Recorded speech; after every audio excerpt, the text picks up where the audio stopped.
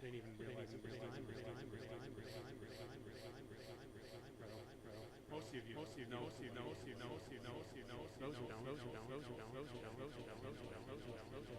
Johnson. You're new. What's that? Oh. But now it takes a little time for it to go away. I'm a native New Yorker.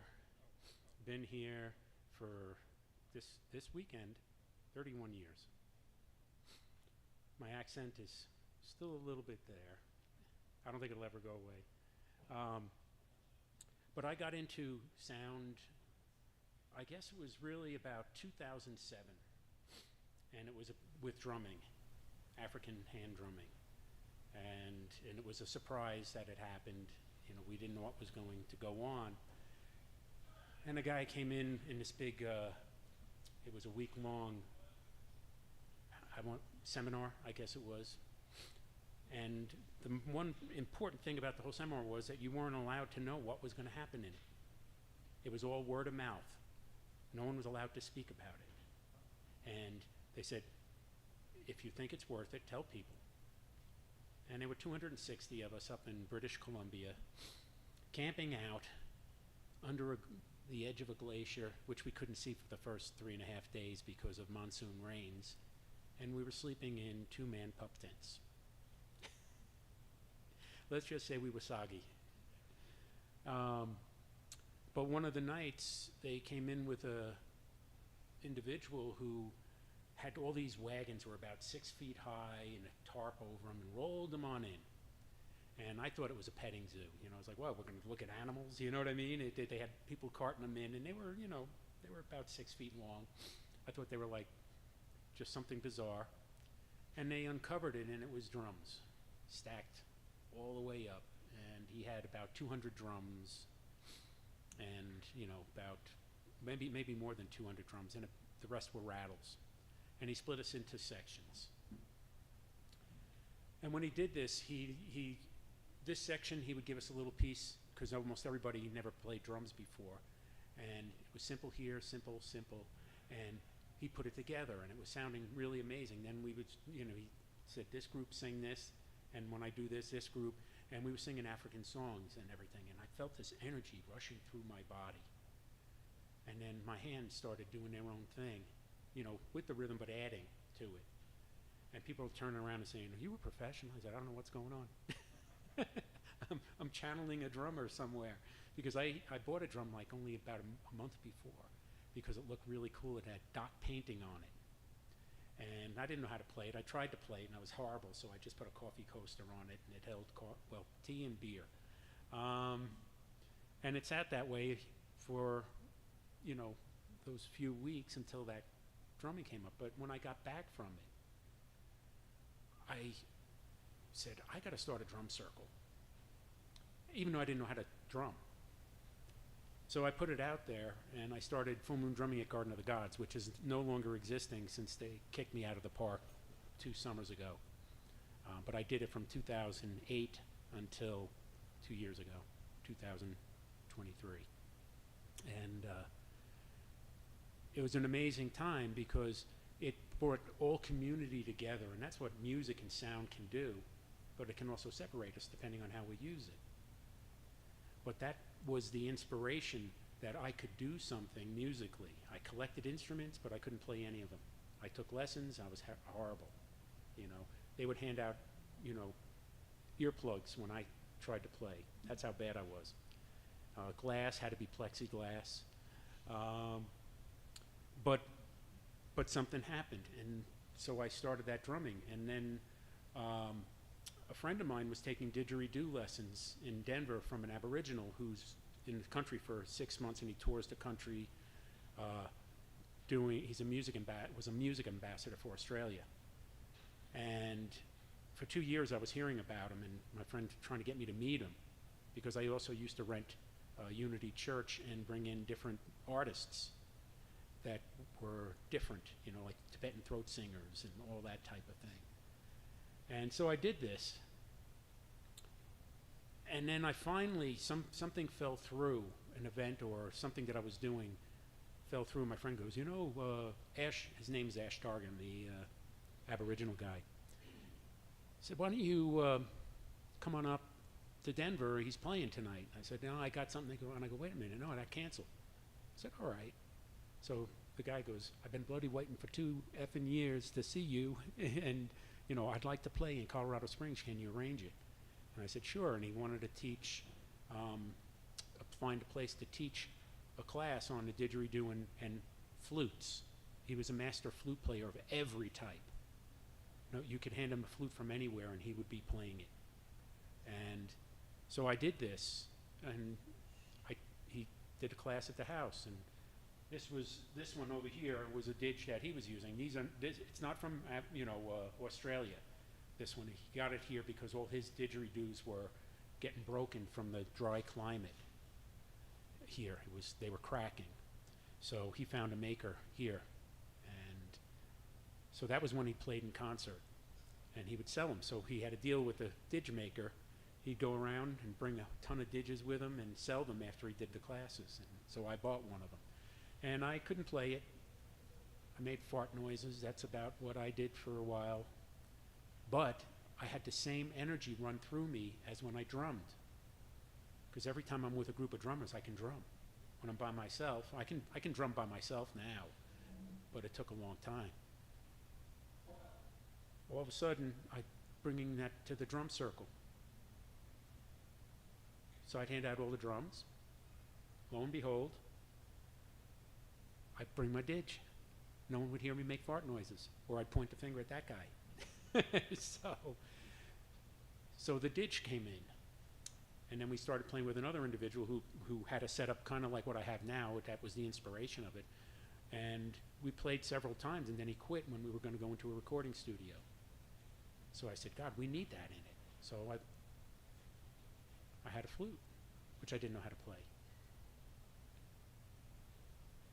And I was shown how to hold it. And I called someone up and said, I'm trying to look at the chart and learn how to play it, and I couldn't do it. I was having a hard time, and the guy goes, you know how to hold it? I go, yeah. He says, it's a hard instrument. Close your eyes. You don't play the flute. Let the flute play you. All right. So I closed my eyes. 2 weeks later, I was on the first CD. And that's how music started getting more into my life. That guy quit, so I bought crystal bowls. That strange noise, this. It's a Shruti box. It's meant for being on your lap, but I play with my feet so I can do the other things. And it has different keys on it that I adjust and so forth. But these are the things that inspiration came from, and why I do what I do now, and why sound is so important. Everything we do has a vibration, a frequency, a resonance, right? You tap the chair, you can make drums noises. Everything can do it. Depending on how you hit it, depends on what you're going to feel within your body. Depending on the intention, it's going to shape exactly what is happening in that moment. But when you close your eyes, you hear the different sounds, right? And they create different effects on the body. Like now, if I hit, say, close your eyes, and if I hit this bowl,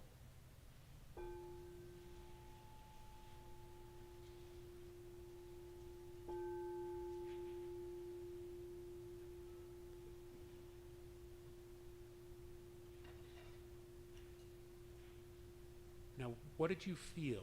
What did you see? What did you sense? And you felt it in your heart. Okay, and that's perfect because that was the F, that was the heart. Now when you combine them,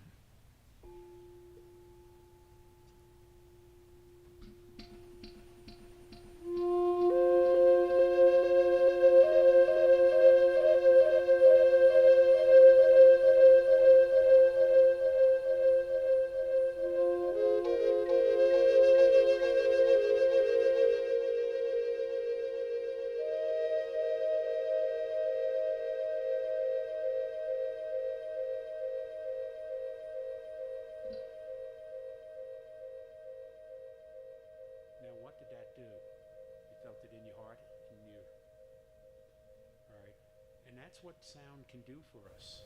Right? When we're feeling down, put something that is either uplifting or matches your mood so that you can get through whatever that is. If you're hurting and you want to cry, put on something that's not uplifting, but put something on that may allow that energy to flow completely through you, right? Not judging it, just saying, I think I need to cry today, whatever it is, right? And this is part of the healing process that sound can do.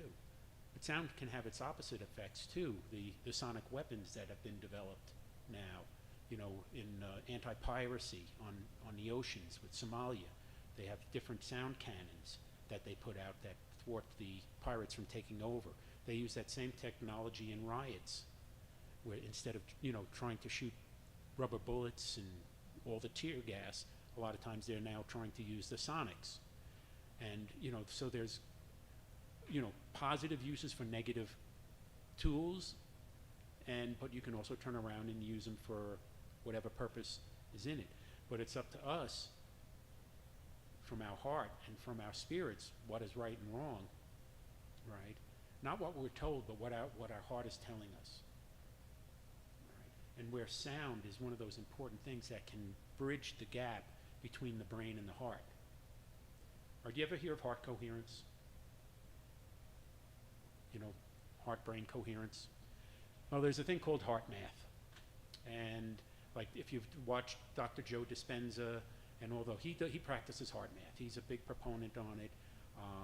One of the other big speakers that are out today, he also is a big heart math individual. I've studied heart math and everything else. And it's literally breathing in into the heart and then breathing out, all right? And if we're troubled, you picture something that's supportive of you. Like you've won a trophy and the family gave you all the accolades and you felt fantastic. You picture that and you breathe that in. And it goes into every cell of the body, right? It starts imprinting into it. So that when you start breathing, practicing the breathing technique in and out through the heart, your brain is going to go into more of the coherence with the heart. Because the heart and the gut work on, say, quantum field of energy, right? It's not by data. It's by resonances and flows of energy, which is timeless. It works on a quantum field. So when you're troubled, when you have different things, and you can put on certain sounds and music and then start breathing it in and picture when you felt the most loved in your life, or when when you felt great. And if you hadn't, imagine what that would be like. Because there are some people who've had horrendous lives that never experienced any of that. But dream of something like it. Well, then look into the dream. Right, and put on the different sounds and the resonances and frequencies that help you, that make you feel at peace with who you are. Like I have multiple bowls here, crystal bowls. You know, obviously you see the Native American flute. I showed you the Shruti box that's down under here. And I have a lot more instruments. I didn't bring them all today. I was stuck in Texas yesterday. I was supposed to be home Thursday, and I didn't get home till Friday afternoon. And so I just grabbed as much as I could because I had to sleep. But I have these Native American flutes all in different keys over here. I have the gong. Down below I have my loop pedal where I've pre-recorded some of the stuff which I did before. You've heard a little bit, or background stuff where the hums are. Now, before I start the actual sound, I'll call it a bath, do you have any questions about sound, vibrations, coherence, or anything spiritual? Because I do psychic readings, I'm an energy healer, you know, I built houses, I did roofs, I did anything at all I can talk on. Maybe after. When a lot of times I do guided sound meditations, and sometimes I just give intentional, where we set an intention in the beginning. But for all of you that are here right now, set an intention on what you want to, say, manifest or let go of. in this time period, right? But start it with the self-forgiveness for all the woulda, shoulda, couldas, if onlys, all right? Because that's the past. And it's about, we're working to live in this moment, not what might happen, what we're told is going to happen, because we get swayed by all these different influences, how they do it, and how we try to look at life. We get pulled and twisted, and then we get tied up into someone else's ideas, and we're no longer free within our own beings. But when you start practicing that breathing through your heart and listening to things that strengthen you, uplift you, support you in whatever you need in that moment, you start to think, right, through that quantum field of energy, that heart-brain coherence energy, where you're not going to be pulled in such far directions. Because, look at the world today. The countries are all ideologies and beliefs, and this one's a Nazi, this one's this one's that. They're all words, they're all sounds, they're all frequencies that take us out of our own balance points. And we have to find our own balance points, and it first starts with self-forgiveness, self-love, right? Calling down the energy of peacefulness. And, do you want to live in your highest and best good? And that would be for everybody, too. If you're living in your highest and best good, right, that means you're tapping into your higher self. That's going to be the benefit of the people around you. Right? My dad always said, leave a place better than you found it. Leave yourself better than you found it. Right? We all can make choices that make a huge difference. So close your eyes. Take some deep cleansing breaths.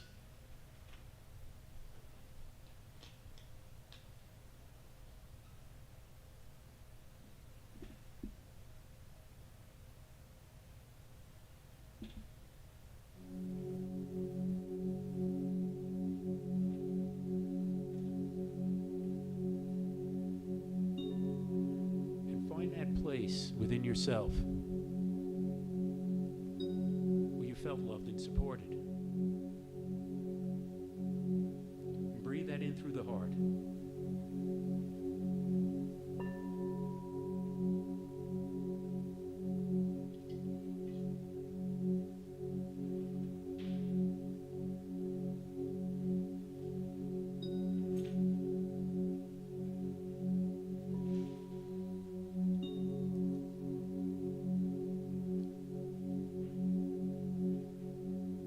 Picture a golden light completely surrounding you.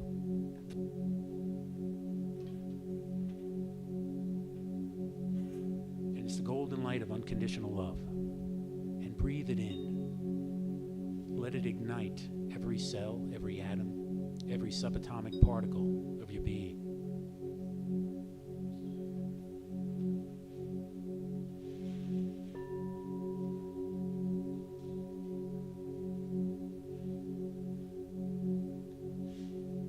Concentrate,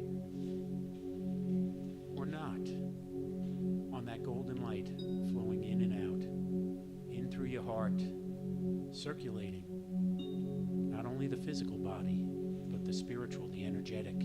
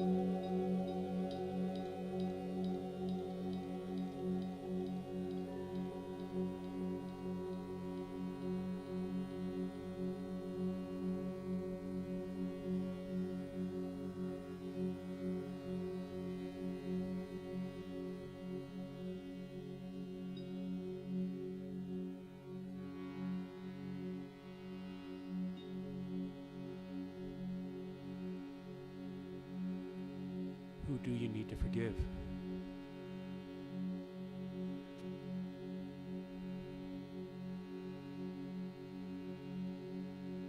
First, start with yourself.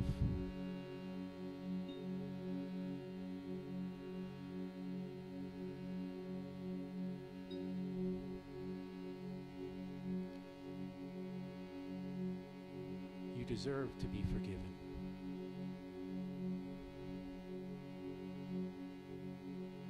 Breathe in that loving energy that allows forgiveness to take hold and to root.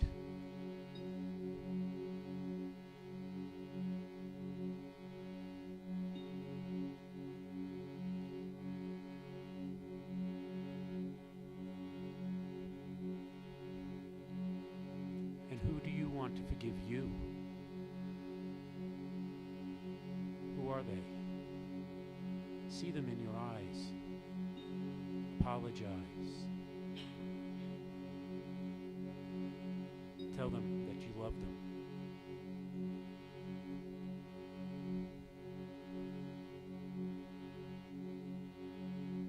And surround them with the golden light of unconditional love.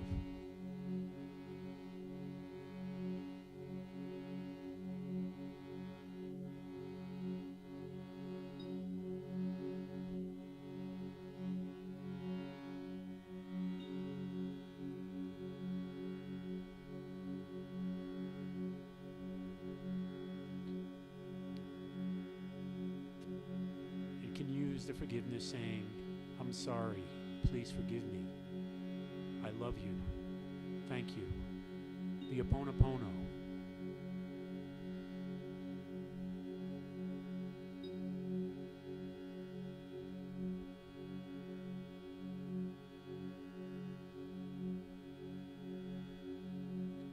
And see a light blue light descend upon you, the light of peace.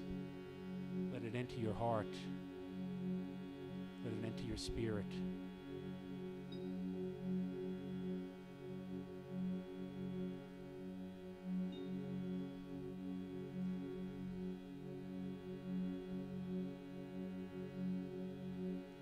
Tell yourself, I love myself. I forgive myself.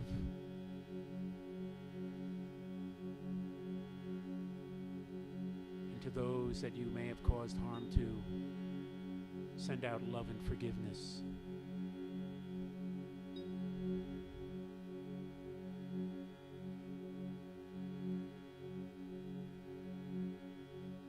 For the past is the past. It's this moment that makes the change.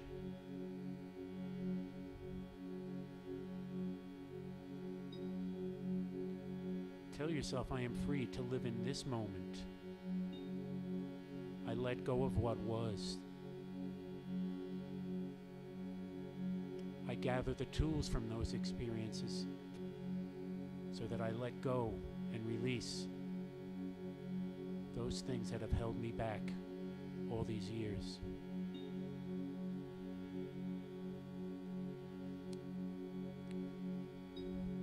And whenever you get a charge of this energy,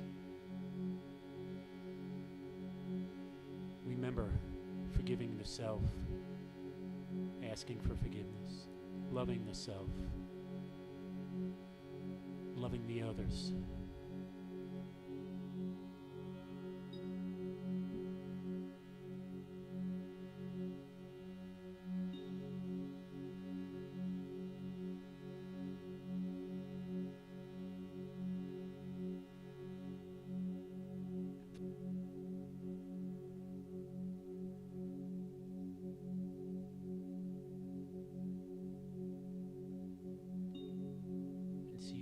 Chakra, like French doors swing open.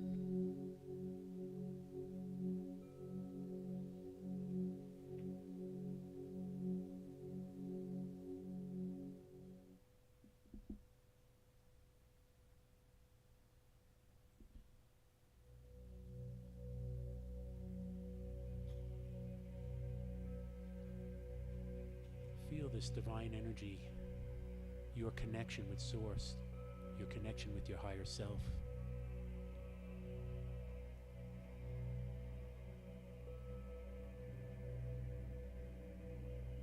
cleansed, a pure white light descends down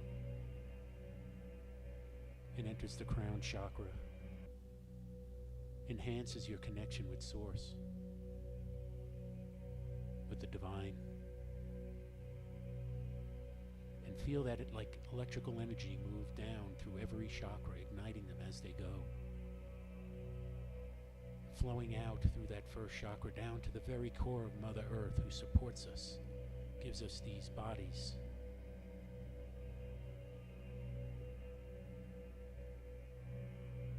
And see her energy rise up, who grounds us, allows us to work with Source. You are a conduit between heaven and earth, the perfectly imperfect.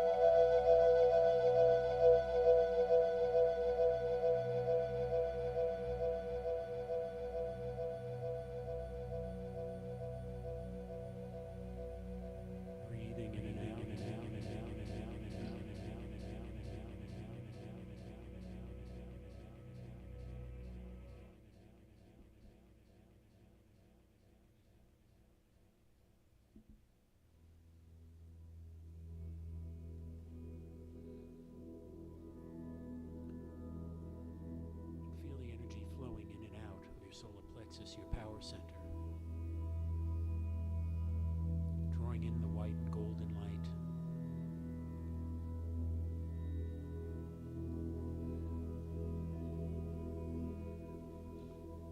feel it flowing through you, strengthening you, supporting you.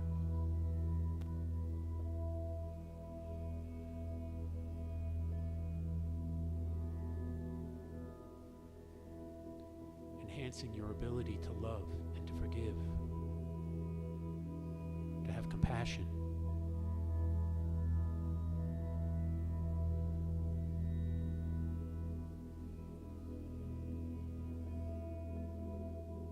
And fill because we tend to protect ourselves through our solar plexus. So the forgiveness that we've practiced through the heart, send it through the solar plexus.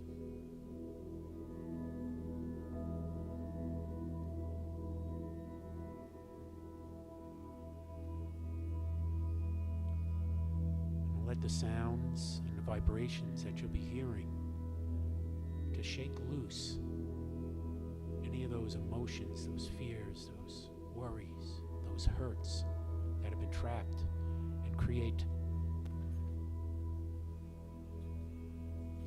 those boundaries that are no longer needed, that we release.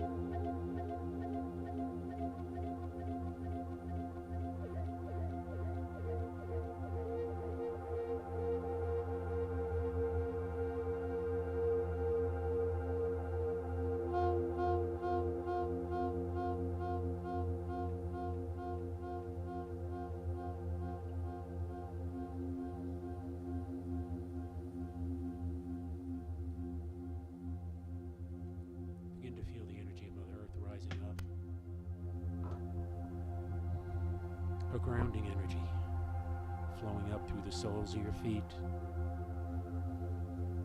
Feel her strength, her support.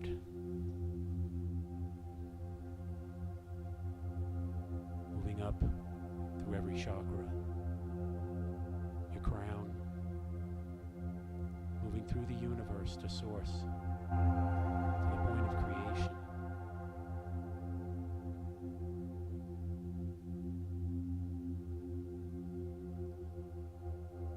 You are one with it. It is one with you. You are the quantum field, and the quantum field is you.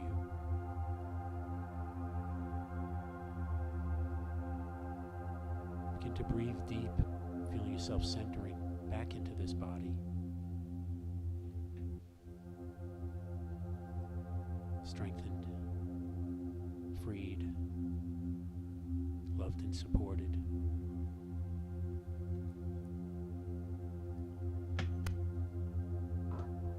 Take one more deep breath right from the belly and hold it. And when you exhale, gently open your eyes.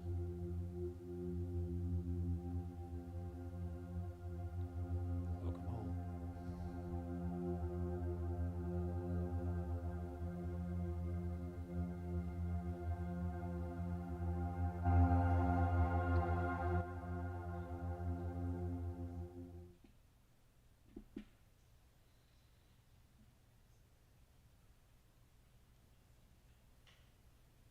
Now, what do you feel now?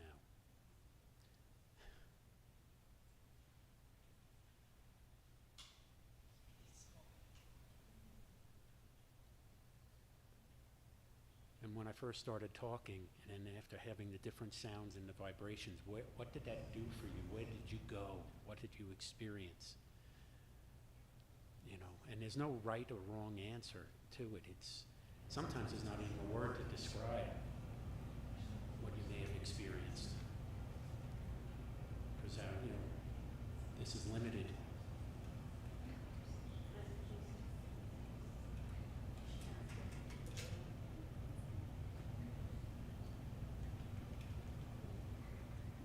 A lot of waves of energy. I still feel that. Yeah, it's lovely. Thank you. I feel it's because like you said, I've never done anything with this, and that's the first time I felt like palpable energy in my hands. That was amazing. That's probably one of the things that the intention, that subconscious. Also, a lot of times we expect to feel things when we're, doing energy work, and when we're even just communicating with people, we expect responses, or we even within ourselves. And, so many times teachers have taught me, they said, even if you think it's not working, if nothing's happening, keep doing it, because you don't know. I've worked on plenty of people where I felt so much energy coming through my hands and they felt absolutely nothing. And you get disappointed. And it's like, God, I felt it though. And I said, well, they got what they needed. They didn't have to feel it for it to work. If they felt it, then their mind would go into thinking about it instead of just receiving. So a lot of times when we think we're ineffective, we might be in our most effective mode. It's our self-judgment that gets in the way. And, we're all masters at that. I think we were all black belts at that type of thing. And it's, like the Chinese, when you became the master, you put on a new white belt. So when you've mastered something, you generally don't know it. So it's, part of it is allowing the sounds and the frequencies and the energies to flow through us, even if it sometimes feels uncomfortable, or we go into fear. It's part of our human nature. So it's not bad, so to speak. It's we came here to experience life and its energies, and sometimes it doesn't feel good, but it doesn't mean it's not important, that it doesn't have value down the road from us. So when we do these sound things, and I ask you to what you need forgiving and forgiveness, and you can put your own subjects in there, and without judgment, what pops up? Who shows up? What face? You know, oh, I guess I didn't let it all go. You know, that type of thing. Or I thought I was forgiven, or I forgave. And then you found a little bit more that was still hidden in there. And it's not just embrace that and say, okay, I've got some more to work on. Happens to me every day. You know, things I thought I completely finished with, all of a sudden it hit me from another angle. It's like, yeah, it is. It circles around us. It spirals around us. And it only resonates with us when we're ready for it. You know, and another term of frequency, you know, the resonation and stuff like that. There were subjects that I was completely dead against years ago that now make sense to me because I've had other experiences and other teachers and talks with people that made me look at it from another perspective. And I was like, ooh, I thought I was really wide open. I was very limited in my thought process, you know, because there's always something to learn about anything, even if we think we've mastered it. When we think we're mastered and we're done with it, it's what the Kansas song, it surely means that I don't know. If I claim to be a wise man, it surely means that I don't know. I think that was one of the greatest things I ever heard in a song, and it's never left me. When I think I'm the shit, I know that my ego is taking over, and I'm not allowing myself to flow and to learn and to grow. And we all have those moments. Some can be really big and some can be tiny, but they're there. But embrace them and look at them and say, okay, I've got work to do. And the work is by living and experiencing and forgiving and loving, even the unlovable. And most times, that's us looking in the mirror because we think we've done something wrong, we could have done it better. If we did the best we could in that moment with the tools we had available, then you did fine. If you got any new tools from it, and the same experience happens again, and you handled it differently, then you grew. But if you handled it the way that caused the problem in the first place, you're the record's skipping. And it's just a reminder when it skips, pay attention. And start moving the stylus on that record album. Any questions? You in the front row. No.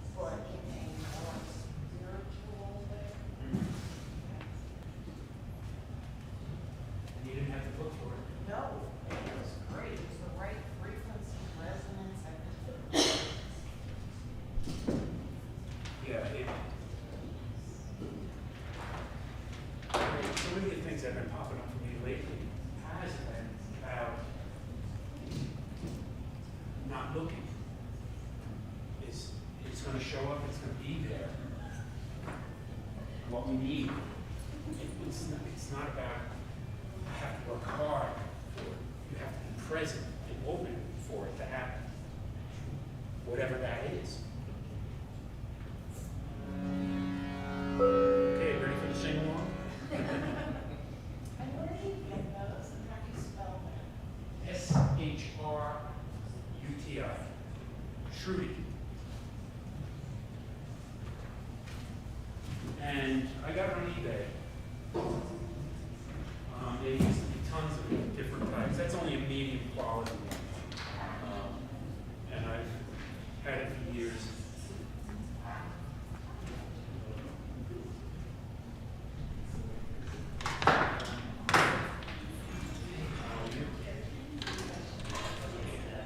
So you don't do drumming circle anymore, but you do other local events regularly? Yes, like tonight, I'll be doing up in Cascade, Okay. you know where Mines, Colorado is. Have a It's a presentation. building right next to, Shamanic Journey. Should I pull that I'll up? be playing the flute and drum, you know, drumming and Camera. we're doing Journey tonight.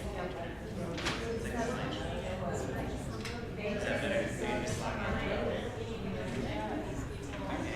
I'll have to log into my account. So I'll be here to talk, and I'm just gonna get this to the next person.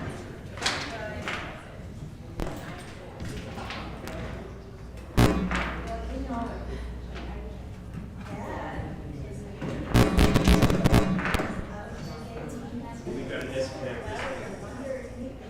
Are you okay?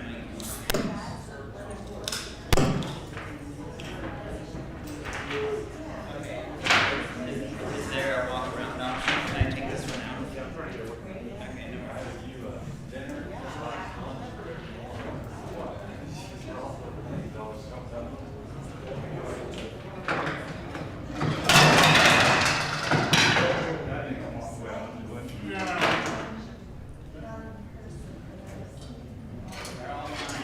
This is a.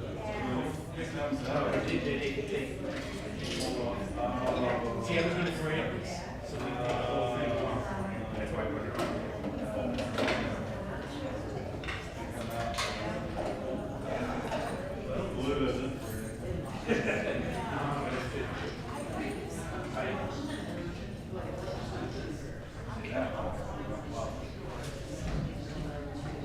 Yeah.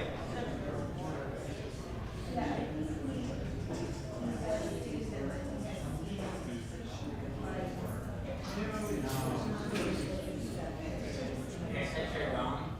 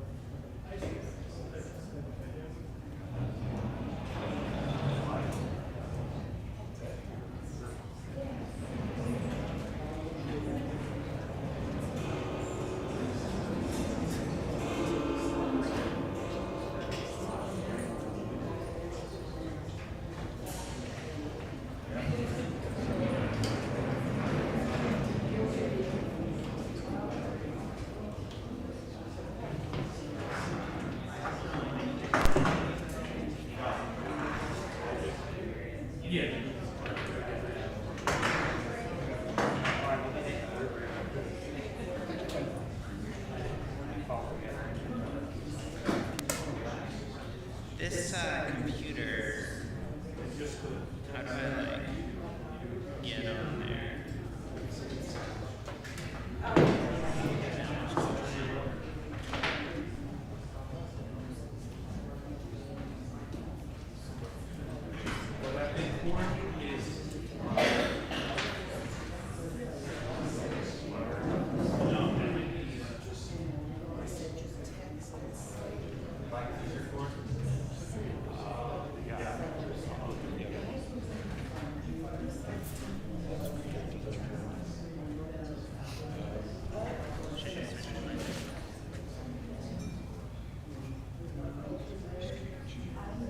Well, I don't know how we get yours without an adapter, but I might have an adapter. Does it matter? I could rummage for an adapter. And one of them's just easy.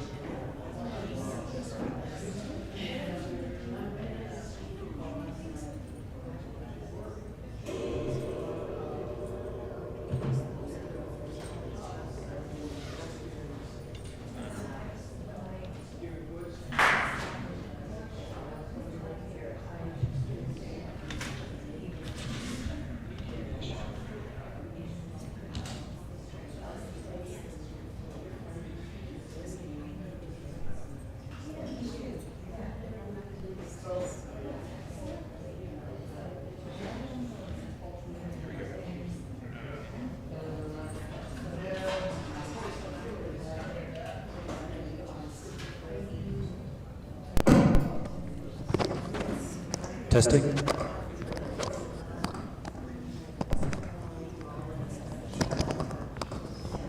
Test, test.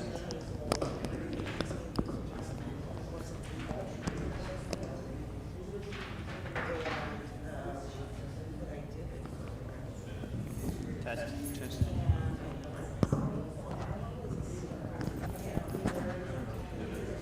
Test, test, test, test. Check, check. Hello. I mean, it's a small room. There's not that many of us, but we want to make sure. Oh, there we go. We want to make sure it's audible on the recording. The other option is I can just hold it more like this.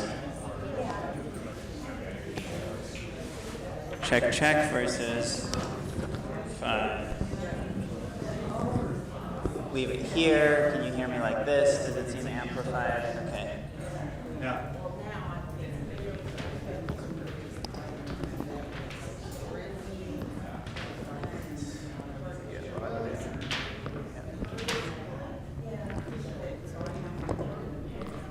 Oh boy. We got the mainstream news in here.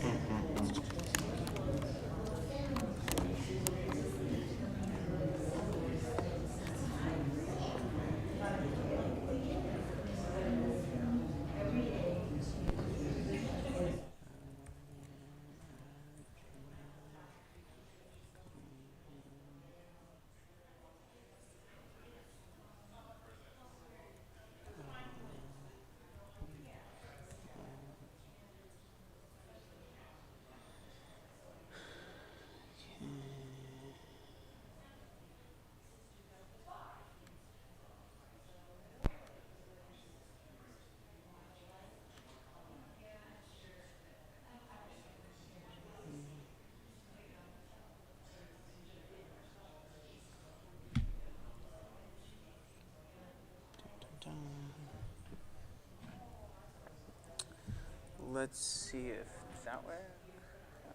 No. Oh.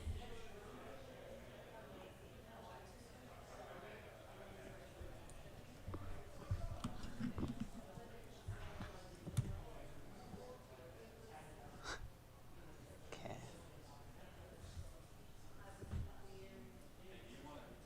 Yeah, if it works, I don't know if it'll work.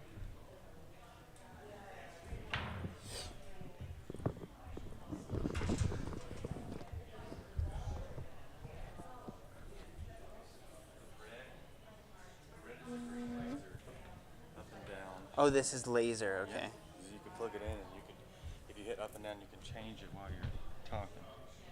You don't have to walk over here every time. Try that. Like this? Okay, that's as a laser, but just do. Oh, nice. Just click. One. Yeah, up and down. Okay. There you go. That's cool. Yeah. If you wanted to have to push something, so if you, this will stop it. It's floating around. Yeah. So if you don't need to push anything, you can do that, or you can hit it, move it around, and then this clicks on the thing that you needed. But if you just want it to stop somewhere, maybe even do it off of the. Hold on. So let me get to the beginning of the presentation because I haven't figured this out yet. So down, down, down, down, down. This is all forward. Okay, so up is back, down is forward. Depending on where your computer is and Yeah, this is great. Okay. Cool. And then, yeah, and then I'm just gonna, I could just, you're saying in you can addition put to that that, can I just go like, that's the Yeah, laser, and then laser. off is this one? Yeah, so you can see how it's floating around the Yeah. pointer. You can just stop it somewhere, maybe put it over in the corner. It'll go away. Okay. But then if you want it to come Again, I back up, click this. yep, and then you can click on things with the mouse button. It's pretty great. Yeah, that is great. All right, thanks, man. We kind of ready to jump in? Okay. Can you click record on my phone video right there?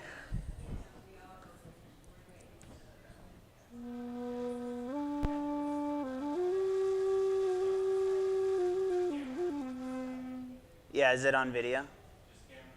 Yeah. Thanks, bro.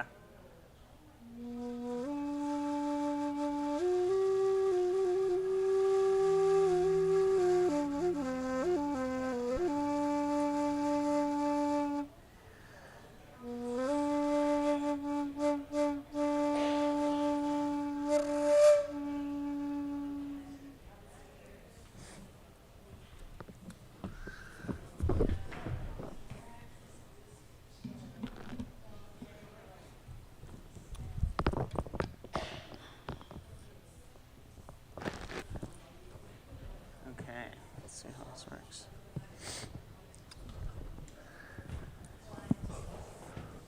All right, check, check. Can you hear me? Everybody hear me? All right. We ready for a little presentation? We want to do this? People feel good? All right. I'm going to invite us. We're going to just center the energy for a moment. So I want to invite you, if you can hear me, to open your palms out towards the center of the space here so we can center our energy. And we're going to tone together. So we're going to create like a collective field of energy, a field of presence, so that we can share this space, share this moment together, and center that energy. So I'll do 4 tones. It'll go hey, hey, hey, hey, slowly, and we can bring our voices all together and do that.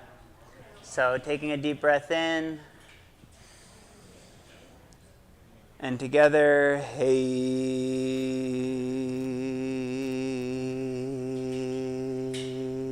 hey,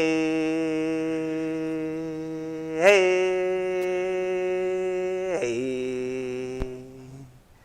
All right, let's try that one more time so we can really open our voices so we can hear each other. If you can only hear yourself, you can't hear anyone else, then maybe bring it back. But if you can't hear yourself, you can only hear everyone else, maybe bring yourself forward a little. So taking a breath in. Hey, hey, hey, hey. Great. Thank you so much. That was beautiful. So thank you, Jacob, for inviting me to be here today. Thank you, everyone, for showing up for this beautiful gathering and this live-streamed opportunity to study metaphysical topics, which is a fun one. My name is Yasha S. Wagner. I'm a PhD researcher in the field of Jungian psychology. Just finished my dissertation PhD work this year. And my research topic has been alchemy, the topic of alchemy. So it's kind of aligned with the metaphysical theme of this conference. And I'll be sharing a little bit about my doctoral work today. The work I've been doing is really about pushing the bounds of how we define alchemy and what alchemy means, because in general, Western academic fields, even including alternative fields like Jungian psychology tend to define alchemy in terms of this narrow strain of alchemy, which is medieval European alchemy, essentially, Western alchemy, which I will speak about today. But really, alchemy is this timeless global tradition since the beginning of time, as far back as we know, as old as firekeeping, perhaps older than the species. So, and it pops up everywhere. We already know there's Chinese alchemy, but the same alchemical principles show up in the Americas and all over Asia and all out over Africa as well. So it's a really fascinating universal pattern to notice that these alchemical principles show up all over the world throughout time. So let's explore a basic introduction to what alchemy is all about.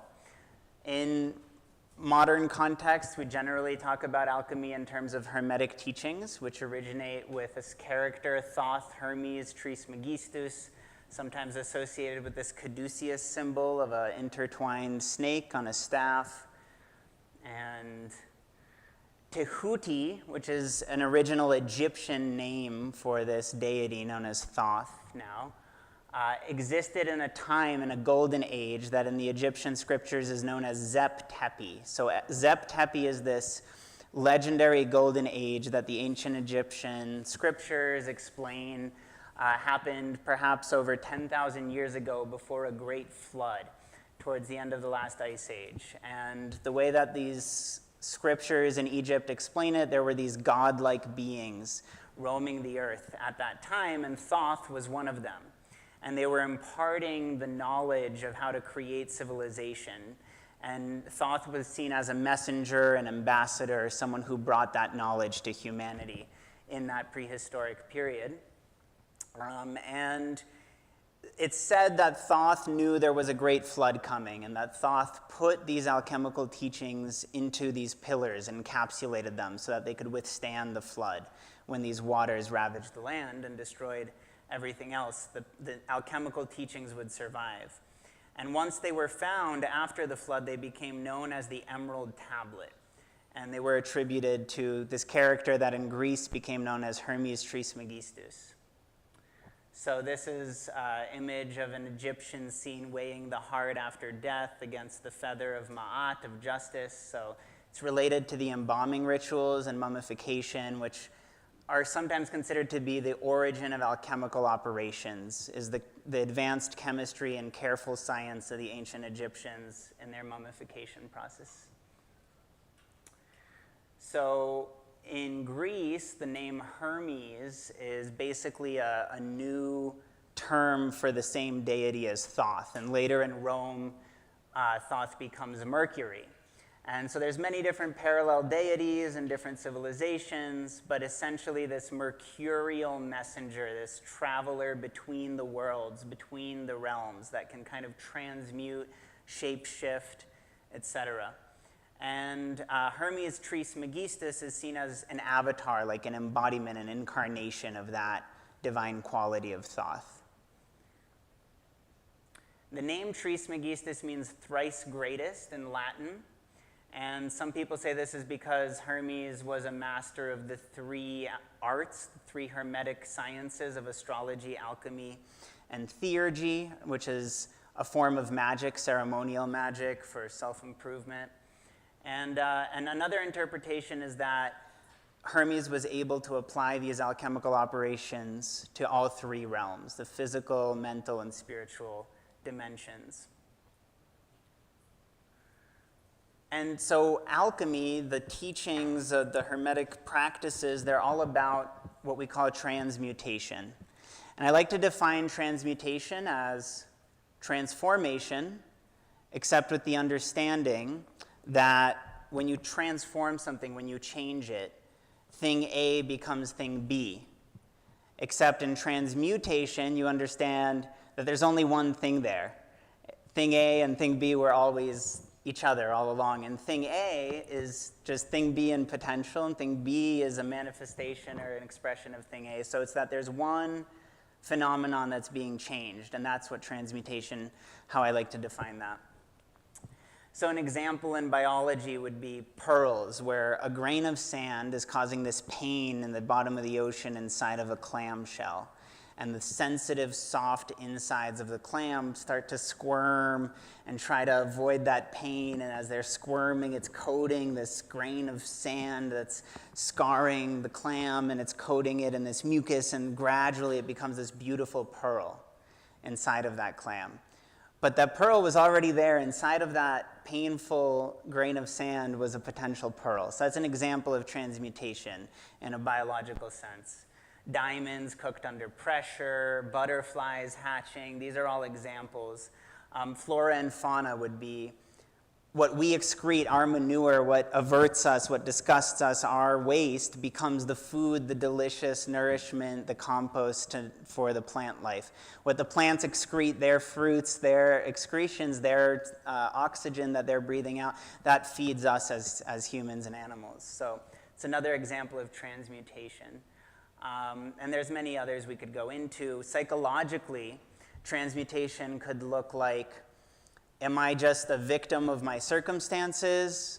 Am I just a predictable reaction to my conditions and what's happening to me? Or can I take that difficult situation as an opportunity, a challenge to grow, to learn, right? So that's transmuting a challenging circumstance into an opportunity for psychological maturation, let's say. It's another example of transmutation. Spiritually, it could mean, death is a gateway to rebirth, or an ego death is a gateway to eternal life. And it goes on and on. So today we don't have time to go through all the examples, but I just wanted to give a taste of how I relate to this idea of transmutation in alchemy, and how I think it goes beyond just changing base metals into gold. Now, the word alchemy, most researchers agree, begins with the word Kemet. And Kemet is the ancient Egyptian name for the land of Egypt and the nation of Egypt. And Kemet, through the Arabic prefix al, the Kemet, al-Kemet, then becomes alchemy, alchemia in Greece after that, and so on, and chemistry now. So that triconsonantal root word for chem relates, some people say, to the people, some people say to the soil, but it means black in the Egyptian language. So fertile black soil, the first matter, prima materia. It's like the origin of the work we're going to do. One way to think of that is literally fertile ground that we're planting something into. So that's like the starting point of the alchemical process is Kemet. So most of us think of alchemy as this, and some people believe it's real, some people think it's a pseudoscience or whatever, but most people incorrectly assume that it's just about changing lead into gold, making gold out of other metals. That's not really what alchemy is, but that's a part of alchemy. And the traditional way that's pictured in alchemy is that the metals are actually associated with 7 different planetary energies. So lead is associated with Saturn, and then it's transmuted into tin at the level of Jupiter, iron at the level of Mars, copper at the level of Venus, quicksilver at the level of Mercury, or mercury. Quicksilver is another name for mercury as a substance. Silver for the moon, and ultimately gold for the sun.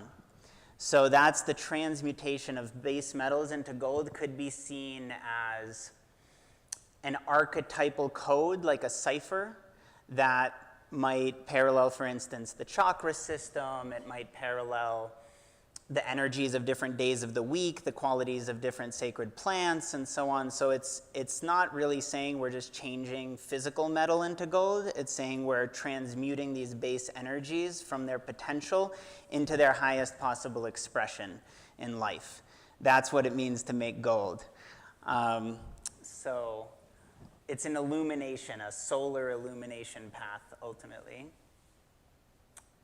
And in the tradition, in the alchemical traditions, each metal was seen as a seed, right? So like a seed has this blueprint. It has this genetic potential to become something. And each metal, it was like the seed of lead, the seed of gold, the seed of mercury.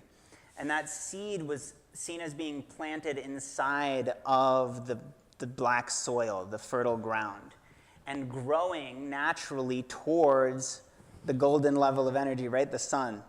The sunlight is shining on these seeds and is bringing them up from the dark soil into the light, into the air, so that they can blossom in the sunlight and connect with the sun, the power of the sun. So that sunlight is already cultivating, inevitably, everything, right? Not just plants, not just metals. The alchemists believed everything was being cultivated towards this luminous potential by nature, inevitably.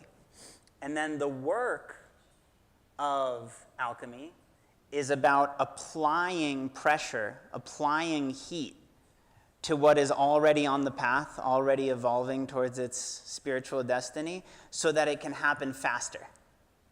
But it's a tricky, dangerous process, and you have to be very careful.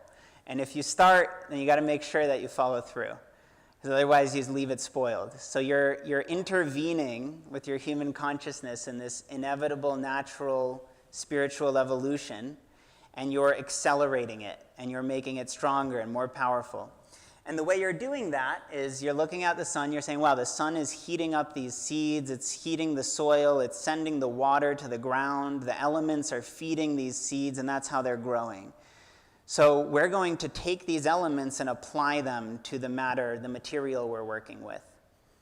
So you would take fire, you would apply it, let's say, to lead, and you would heat it up, and then you might moisten it. Then you might blow dry air onto it, and then you might moisten it again and put more fire and boil it and steam it. So you're applying the natural elements to the material. You're using fire as this way to take the power of the sunlight and apply it to the material so that it evolves more quickly. Now, ceremonial firekeeping, for that reason, could be considered the origin of alchemy, and therefore it would be, according to even the mainstream academics, like at least 1 to 2 million years old, most likely. So that is a lot older than how old they say alchemy is, and the pyramids and so on. It's very, very old, 1 million years. So firekeeping is at the origin, and even today, we're continuing that legacy of chemistry that started with creating chemical changes and foods and medicines with fire and so on, and became metallurgy. We're continuing that with modern chemistry now. So firekeeping is a very interesting thing to study there. So the elements in general, earth, water, fire, air. In alchemy, sulfur, mercury, and salt also play a key role. And then ultimately there's this idea of the 4 basic elements and the 5th element, or quintessence, ether, that the alchemical operation is meant to extract this essential oil, this quintessence, this pure etheric energy that all the material elements are made out of. So there's sophic and vulgar interpretations, different ways to interpret what it means, if it's just physical or if it's a metaphor for something deeper, more esoteric. And we won't go into all of these operations. There's a crucible within which the work happens, the magnum opus, the great work. And there's all these different operations that are applied to the material in that crucible, such as separating it out, cutting it apart, then putting it back together. So again, metaphorically, that could mean the pain of the illusion of division that's then followed by a wholeness and reintegration and so on. Oh, something happened. I don't know how I did that, but let's go back here.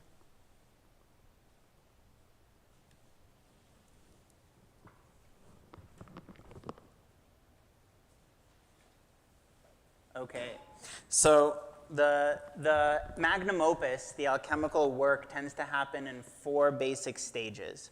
So again, this is like a metaphor. Picture some metal. And picture that as you're heating it and as you're applying pressure and as you're trying to change and transmute it into gold, it's changing colors, it's changing textures, it's becoming translucent. If you put something on fire like metal, it might turn black, it might turn white as it gets hotter and harder. And so those 4 stages are represented by this color wheel of the nigredo, the albedo, so that's the blackening, the whitening. Citrinas is like an in-between phase called the yellowing. And then ultimately the rubedo, the reddening, which is the goal, is to get to that red glowing color. That's when you know the gold is nigh. The gold phase is near. So this is also sometimes represented as a transmutation of a shape-shifting figure called Mercurius, from being a serpent into becoming a lion that becomes an eagle. So that's another way that the phases are sometimes pictured. And ultimately, it's all leading towards the success of this operation. And one of the goals that's sometimes described in the alchemical process is to create a panacea. So panacea is an elixir.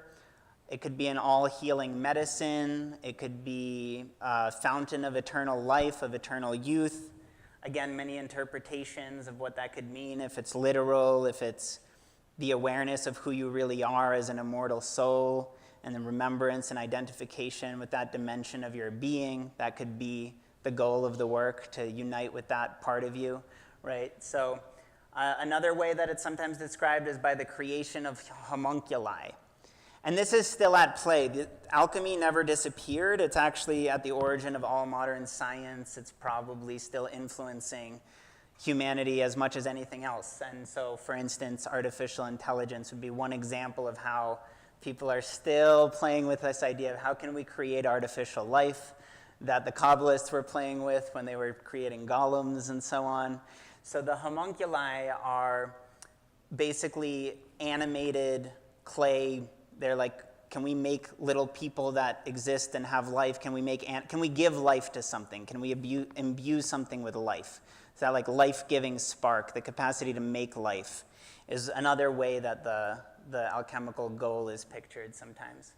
Sometimes it's a coronation, a royal wedding, a hierogamy, the union of opposites, masculine and feminine principles. That's why you see a man and a woman together with the square and compass here and all the 7 planets leading up towards the sun, the gold at the top where the two become one, and so on in this image. I forgot, there we go. Yeah, we see it right here.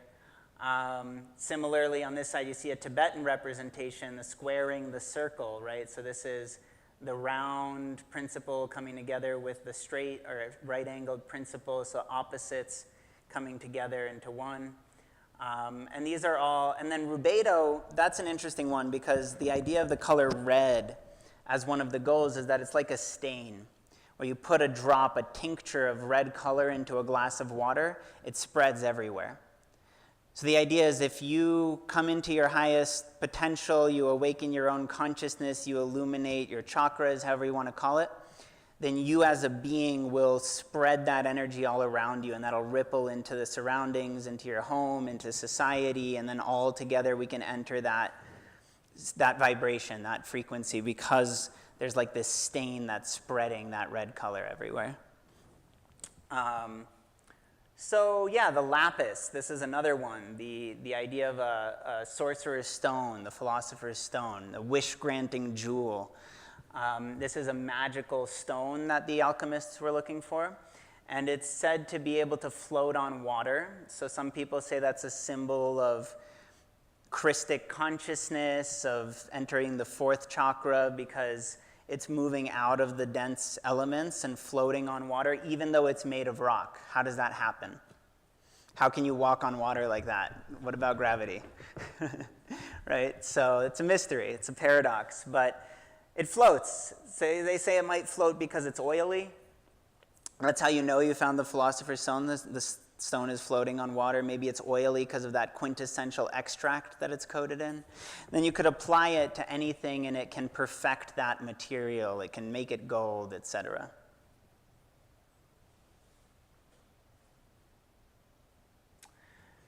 So everything I just introduced in alchemy is called the Prisa Sapientia or Prisa Theologia, which means primordial or primeval knowledge. So this science that I'm describing here is, in the alchemical traditions, considered to stem from the one, the origin, the mystery, the beyond, before time.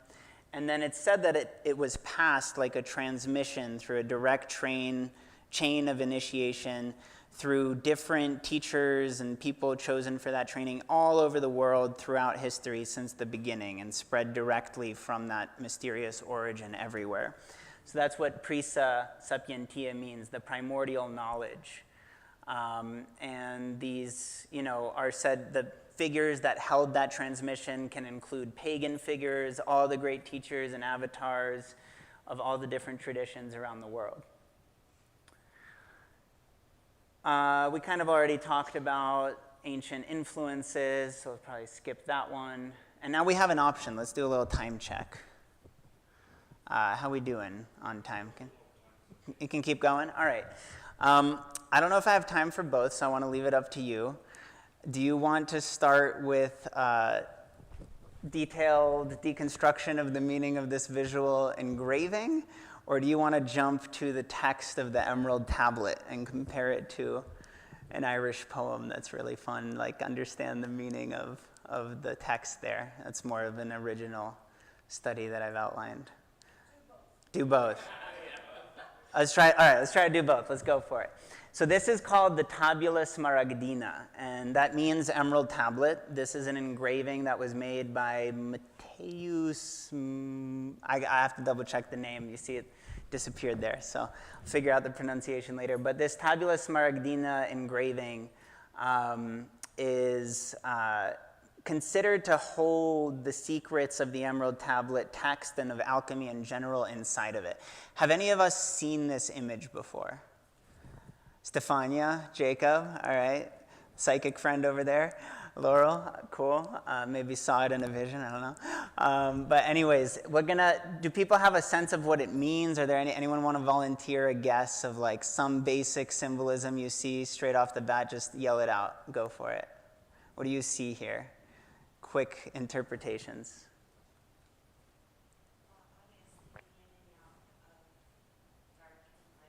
Exactly. Exactly, right. So you've got a woman here in the nighttime representing the unconscious or the mystery. We've got a man here in the sunlight representing the everyday egoic mind, let's say. And this polarization, this duality becomes one up here in this higher plane where they're no longer separated. That's a great observation. So we can do a little bit more detailed analysis here if we'd like. So in this upper plane, there's two different suns you might notice. There's these sun rays on the inside and on the outside. The sun on the outside is called the Great Sun, and this is in the world above. And in the Great Sun, it's considered the divine mind that illuminates the whole universe. This is universal consciousness. This is not just your mind. It's not the Atman, it's the Brahman, let's say, to borrow the Hindu term, right? It's the completely universal mind. It's the consciousness that makes all of reality. But then inside of that, we have a second sun, a smaller sun with these little rays. And this is called mind the maker. Takes that universal consciousness that is the universe and makes it into something, makes it into form. This isn't thought, it's just mind itself. It's not just universal consciousness, it's your mind, but it's your mind beyond thought. It's the mind that creates. So that's the second sun, that's mind the maker. Inside of mind the maker, we have these cherubs, these cherubim, the angels, and these are considered thoughts. The thoughts could also be called divine words. They're words inside of the divine mind that manifest realities. So these angels are like thought forms or magical words inside of that mind space. Then we've got these three symbols inside of that. The first one says Yud He Vav He in Hebrew, which is the Tetragrammaton. And in terms of the Christian Trinity, it's also the Father. And in terms of alchemy and the Hermetic elements, it would be sulfur. So this is like the transcendent, the ineffable principle. Then we come over here, we see a lamb inside of another little sun. So there's three suns. There's 5 suns up here. It's a lot of suns. There's big sun, little sun, and then 3 smaller suns. So this sun is the sacrificial lamb, Christ the Son. In terms of the 3 essentials, this would be Mercury, the messenger between worlds, the one that comes from above to below and back up again, and so on.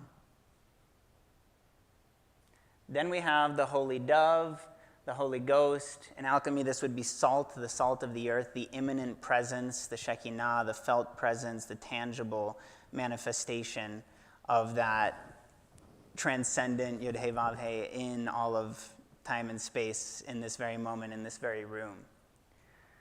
In even your darkest moments, it's always there. Then we go to the world below. This is the horizontal plane of the world below. On the horizontal plane over here, there's a character called Luna. This is the divine feminine in alchemy. And from her breast, you see this stream of starlight, which is the Milky Way galaxy. And she contains the sun on one of her two breasts. So her organs are covered by moons, and she holds a moon as Luna, and yet she has a sun inside of her, just like the yin-yang. And she has these chains connecting her arm to this barrier, this veil here that keeps her from the world of unity above. These are called the clouds of unknowing. So both sides chained to this kingdom of duality and polarities cannot access the unity. So they're in this lower manifestation. It's nighttime, and the background is not just nighttime, it's nature. So like if you have a dream and you're in the forest or you're by the ocean, it's likely deeper in your unconscious, the material that you're encountering. If you're in the city in the daytime, it's likely closer to your day-to-day mind. So this is an alchemical symbol for the deep subconscious that's buried beneath the surface. Actaeon, the stag from the Greek myth of Artemis, is holding the moon together with Luna. Aquila, the eagle, is holding the two denser feminine elements of earth and water, which go together. And then on the other side, we have Sol, the king, divine masculine, with the 7 rays. And that's the 7 rays of this sun he's holding, or the 7 pointed stars that cover his foot and so on. That's the planetary ladder that we just looked at a few minutes ago, the 7 levels of transmutation or initiation, also chained to the clouds of unknowing, polarized into one side as opposed to including both. Leo, the lion, is handing him the sun, so this is connected to the constellation Leo and that masculine solar energy. There's a village in the background if you look closely, so this is the conscious mind, the ego. And then the phoenix, which represents air and fire, is holding the orbs with the air and fire elements across from the eagle on the other side. So then we come to the center where we have a vertical axis where the two are integrated together inside of this hermetic alchemist or magician here. It's the pathway of ascent from below to the above, the union of fire and water to create the elixir. And so what's really interesting here is you can see these axes in his hands. Those are there to cut these chains of illusion, cut the chains of separation. And then it goes up through the different planets, through these different herbs and trees, to these rungs that connect to the different archetypes of the zodiac and so on, different elements, different steps in the process, moving up towards the center, where everything is integrated with this Monas Hieroglyphica emblem. And that relates to illumination, and it's kind of like the center of a yantra. Like you could just sit and meditate on this image like a mandala and gaze at the center like that as a meditation. Okay, was that fun? Do we have time to go into the next part I asked about? All right, let's do it. Sweet. So now what I'm about to share, everything I've shared so far is known in existing scholarly texts and among different societies and orders and researchers, so it's out there. What I'm going to present now is a little bit more of an original finding in my research, and we're going to start by understanding the Emerald Tablet. That's an important background. And we're going to compare it to a Druidic, I believe, Druidic blessing. So this is a very popular, famous Irish prayer or blessing, but when you read it carefully, you see that it's a cipher, a cryptic code inside of the poem that describes each step of the alchemical formula that's in the Emerald Tablet. Could just be a even better translation of the same ancient Egyptian knowledge. So who's seen this Irish prayer before? A lot of people. Great. It's pretty popular, right? It's all over the place. People don't think of this as some sort of esoteric thing. They think it's in every other gift shop. It's engraved in, gravestones. It's very well known. May the road rise to meet you. May the wind be always at your back. May the sun shine warm upon your face and the rain fall soft upon your fields. And until we meet again, may God hold you in the hollow of his hand. Beautiful. So, seems innocent enough. Take a closer look to really start to deconstruct what is in here. And perhaps the reason it's hidden like that, right under our noses, it's so simple and pristine and obvious that we don't notice the code that's in here.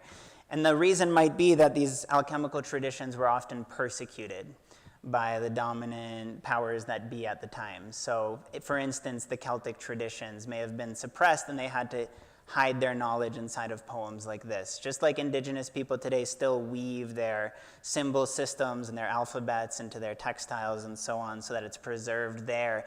And then someone tries to kill all the wisdom keepers as if they had the knowledge, but it's still inside the very clothing they wear. So I think the Irish did the same thing here. Let's see if I can convince you of that.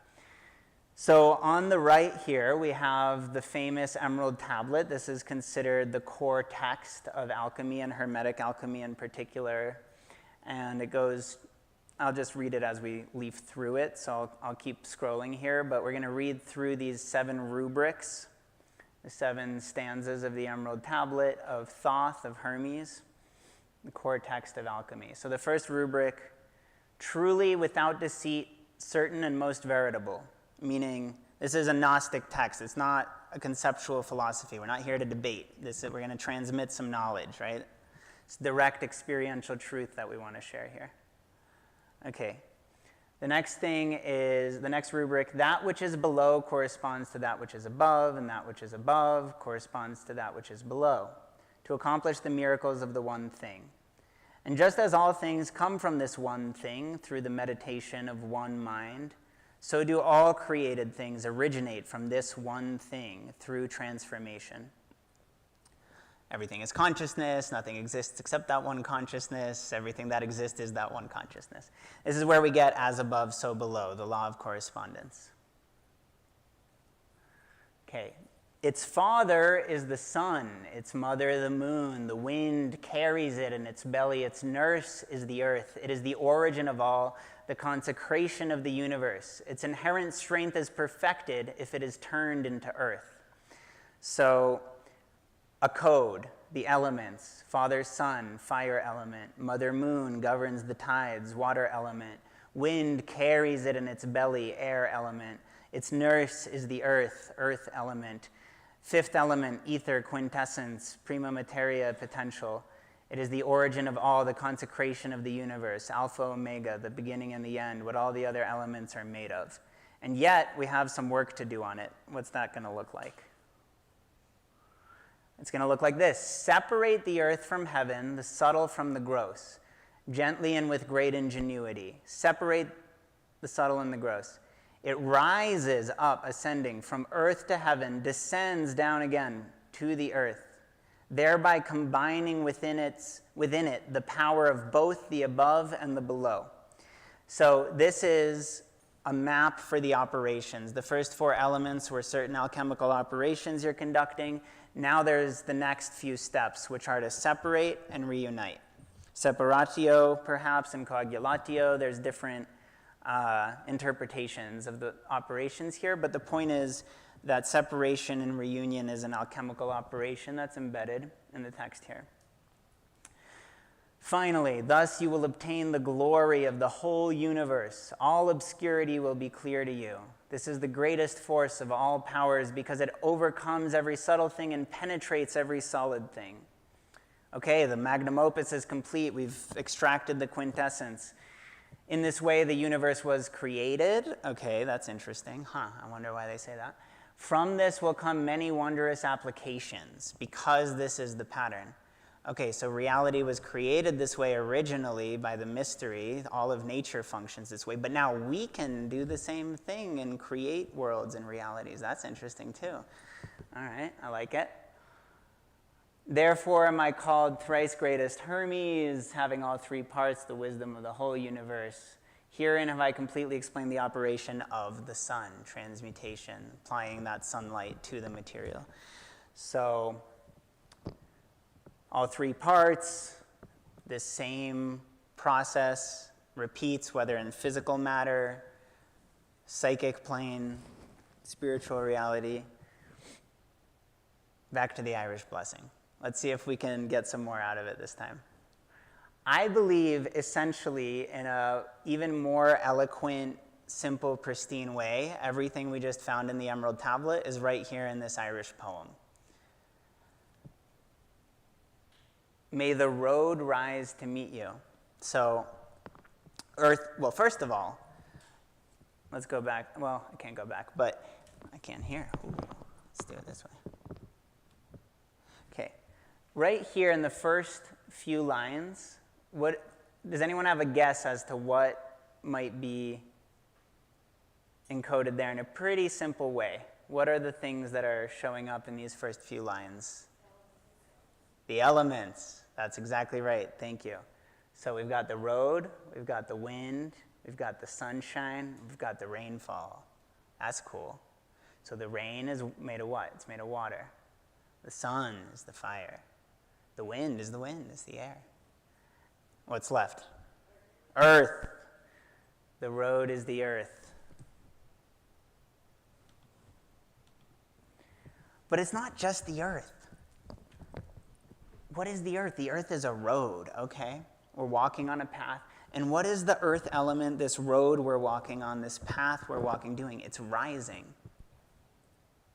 Rising from below to above. That's interesting. Were you about to say something? No? Okay. All right. May the wind be always at your back.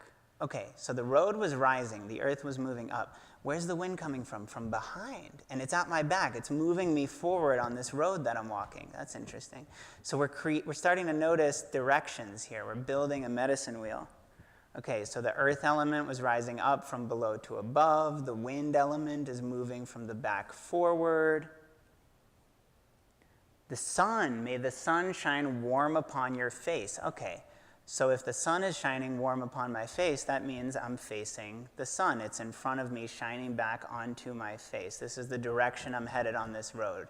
Where does this road lead? Towards the sun, towards illumination. This rising road. Now we've got three different legs of the medicine wheel happening. We've got the road rising up from above below, the wind blowing forward from the back, the sun shining back from the front. What's next? And the rain fall soft upon your fields from above, below, from a higher plane, down onto your fields, the rain is falling. We got the full cross right there. Okay, that's cool. So the elements are now embedded inside of a cross, and you, the main character, are the center of this yantra. You're walking, and you've got all four elements around you in every direction. Pretty neat, okay? And this is where my favorite part of the poem comes in, because you think, well, that's already pretty cool that they put all of that knowledge in the little innocent poem. And until we meet again. When do you say until we meet again? What does it imply? Any thoughts? Separation. What else does it imply? Coming together again, reunion. Those same two operations at the end of the Emerald Tablet that we just saw. In even less words. I kind of think this is a better translation, to be honest. It's really, really simple and clear. Until we meet again, separate and reunite. And lastly, just like the Emerald Tablet celebrates the end of the magnum opus, the divine potential manifest, may God hold you in the hollow of his hand. And this could be considered a conjunction, the conjunctio, which is the goal of the great work, because one way to think of it is God is holding you in the hollow of his hand, but another way to think of it is like fingers on the hand of God. So it's this reintegration with the divine body that is the universe, becoming one with that. All right, that's my time. Thank you. That's hopefully, thank you very much. Hopefully a convincing proposal of this new, parallel. And yeah, it's a little taste. My dissertation will be published probably later this year if you're interested in reading that. And then there'll be a public book version of that published next year. So if you're interested in reading the text. I'm just going to briefly wrap up. So what I really like about this traditional alchemical engraving is, for some very weird reason, the alchemist here is the one inside of the crucible, right? And where, as modern scholars, even the Jungian psychologists, they're a little bit, arrogant. They're like, oh, those alchemists didn't realize what they were doing. They were like hallucinating, but it's actually a metaphor for the psychological growth. But it's right here in the engravings. The alchemist is the metal. So my hope is that that can convey this message that the inner transmutation that we're doing on ourselves is something that is meant to also benefit the world, transform our surroundings. The work that we're doing on the world to benefit others is meant to transform us from within. It's not just like a savior thing, right? So that's my hope, is that this alchemical knowledge, the personal and collective transformation, is somehow applicable for you and not just theoretical.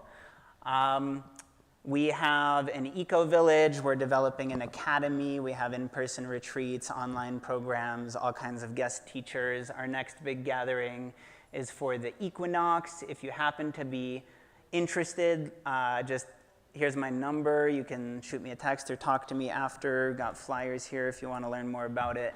It's going to be a wellness retreat. Amazing musicians. Blue Murian is playing Monday night, so we want to bring this vibe and this culture to the Springs area.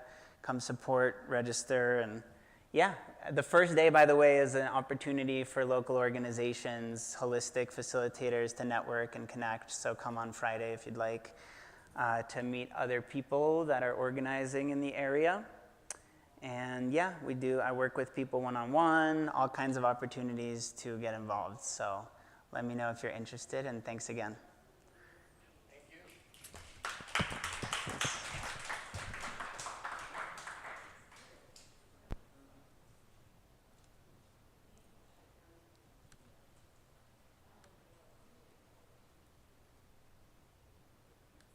Yes, sir.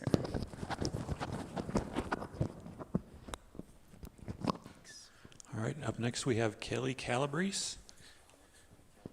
And then after that, we'll take a short break. Yeah, for lunch. And Kelly is a good friend. Kelly has been working in functional medicine for over 20 years. She's the author of a book called Nutrition Diagnostics. You can find it on Amazon. And she'll be speaking on the awesome subject, the gut-brain connection, which has been, probably something Edgar Cayce brought up over 100 years ago, and it's now becoming more mainstream. That science is proving this is a super important subject. It's almost mysterious how important it is. Here you go, Kelly. You can clip this on, or you can speak into the one here. No, I can put this on. Thank you. Your presentation? Just gonna wing it.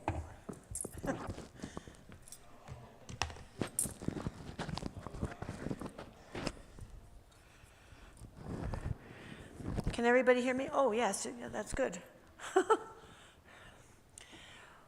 Well, everyone, like Mike said, I'm Kelly Calabrese with Optimal Wellness Solutions. I'm an integrated biochemical nutritionist in functional medicine. And before I start talking about the impacts of the gut-brain connection, I wanted to share with you what truly functional medicine is. And I've been doing it for over 20 years now. Functional medicine is just nutrition. And when we think about nutrition, we think about food. Well, nutrition is not just food, and especially in our country here, we don't have the nutrients in our soils anymore. So we have to do other support systems to heal. And we're in a traditional society where someone will have symptoms, they'll be ill, they'll go to the doctor, and the doctor is trained fabulously for trauma care. And we're number one in the world for trauma care. But our traditional system did not learn prevention and proactive care. And so the patient goes to the doctor will read a lab, minimal lab, and the doctor will say, well, you need to take this drug, or we need to cut out a body part. Well, there's other choices we have, and we have those choices. And it's about education. And we, as an enlightened community here, we seek out other sources so we can heal in a different way, so we don't have to lose body parts, so we don't have to be on medications. And yes, there's a place for medications, absolutely, for a minimal amount of time. If someone stays on medications for a very, very long time, they go down the rabbit hole too far, and they don't know which way is out. And the reason why I'm sharing about medications is because this is an endocrine disruptor. We have endocrine disruptors all over the place. Our EMF waves are endocrine disruptors. Our foods are endocrine disruptors. Pharmaceutical drugs are endocrine disruptors. Tobacco use, alcohol use, they're all endocrine disruptors. Stress is an endocrine disruptor. So when we have endocrine disruption, that's when we'll have an impact to our gut-brain connection. And when we have those impacts, the traditional system is not looking at the root cause. So when we address the gut and the brain, we're not only addressing those endocrine disruptors, we're also addressing the biophysiological and the bioenvironmental toxic exposures. Your biophysiological are going to be your viral, bacterial, parasitic, and fungal. And then your bioenvironmental are going to be your heavy metals, mercury, pesticides, organic solvents, and petrochemical. And here in this town, we have 6 military installations now, and a lot of people who have served our country they have that endocrine disruption. They have those petrochemical toxicities from being overseas. And what happens is when you have those impacts, you then start having impacts to your cognition, to your brain. And so it becomes a vicious cycle over and over again. And people stay on that hamster wheel. And they keep staying on the hamster wheel, and they keep trying to fix what's happening to them, but they're not hitting the bullseye. They keep going around the bullseye and not hitting the bullseye. And so we have a lot of different practitioners in our town calling themselves functional medicine practitioners. A lot of them have been trained in the traditional system first, and then they started taking classes to learn more of the functional medicine piece, but they're still looking at the labs in an allopathic way. And so again, we're not addressing truly the gut-brain connection, which also involves your endocrine system, which is your hormone system, your immune system as well. So when we start looking at all 4 systems and we address health from that standpoint of really trying to balance those 4 systems, and we have many other systems, your kidneys, your liver, your lymphatic, there's cardiovascular, there's a lot of different systems we have, but those 4 systems, your brain, your digestion, your immune system, and your hormone system, when those 4 systems are strengthened as one unit, then the other systems of the body will strengthen. So we have the powerhouse of our cell, the mitochondria. Our mitochondria is there to support all the energy systems of our body. And if the mitochondria is not getting enough energy or oxygen to produce what needs to be produced in the body, that's when we start having a breakdown. And there are 6 fundamental defects for disease. It's how I read blood chemistry. And I use an 80-marker blood test that I designed with Quest Diagnostics. And I use those 6 markers. So if someone comes to me with a label that they received from the traditional system, I'm not going to look at that label because I'm not putting a pharmaceutical drug and I'm not cutting out a body part. So what I'm doing is I'm looking at those 6 fundamental defects to then come up with a program to help the body heal, because the body's made by design. It's made to win, it's made to heal itself. So those 6 fundamental defects are acidemia, when the blood chemistry is in an acid state. Usually most of us will have an acid blood and alkaline gut. We need to switch it. We need to have an acid gut and an alkaline blood chemistry. So when we are in an acid state, then we start leaching mineral out of the bone, causing excess free calcium. So now we have all this floating calcium happening all over the body. And when people take in more calcium in a supplement form, now they have more excess free calcium. So it's becoming a vicious cycle, and they're creating more chronic inflammation, more of that inflammatory response. Inflammation is positive when it's on a minute scale, but most of us are living in a very toxic world, so it's become chronic inflammation. And then the 4th fundamental defect is oxidative stress. Like our cells are rusting. Like when you cut open an apple, not that the apples today are getting brown anymore because it's a GMO food. Avocado is still turning brown. I don't think they've messed with the avocado yet. But when you end up oxidizing a fruit, that's what's happening to our cells. And the last one is connective tissue degeneration. And that's when you have bleeding gums, or you go to the chiropractor and your chiropractic adjustment's not sticking. So you have loose knee, you're walking and you twist your ankle. That's connective tissue degeneration. And I had started with the first one, which was anaerobic metabolism, when the mitochondria of our cell is not getting enough oxygen to produce the energy. So when you have these fundamental defects, it applies to our gut brain and how we're not being able to create the energy to be healthy and well. So you're going to have symptoms of fatigue, sleep deprivation, weight issues, anxiety, stress, imbalances in the body. It can be diagnosed with an autoimmune disease like Hashimoto's. There's cancer, heart attacks, strokes, Alzheimer's. It's all related. So when someone comes to me and they say, I have this, that, and that, it's all coming from the same place, and we're going to go back to those bioenvironmental and biophysiological toxins. And then the nutrient deficits.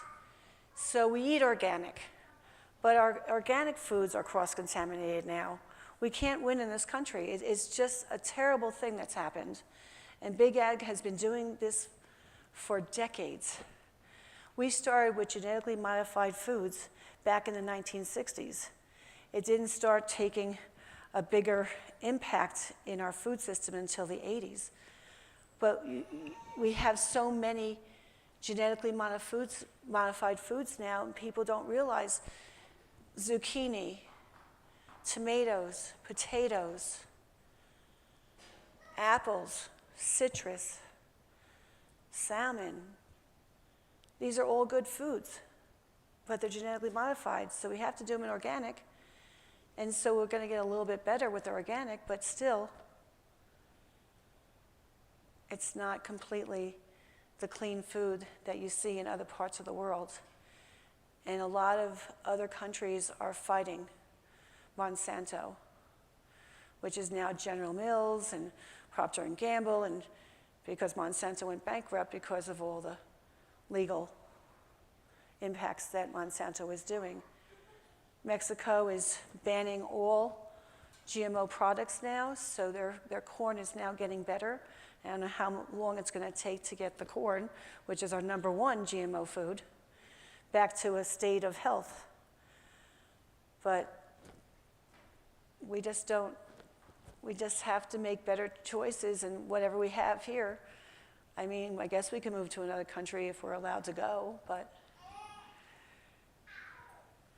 anyway, the gut-brain connection is a very important connection to have, and once you have a strong gut, you'll have a strong brain.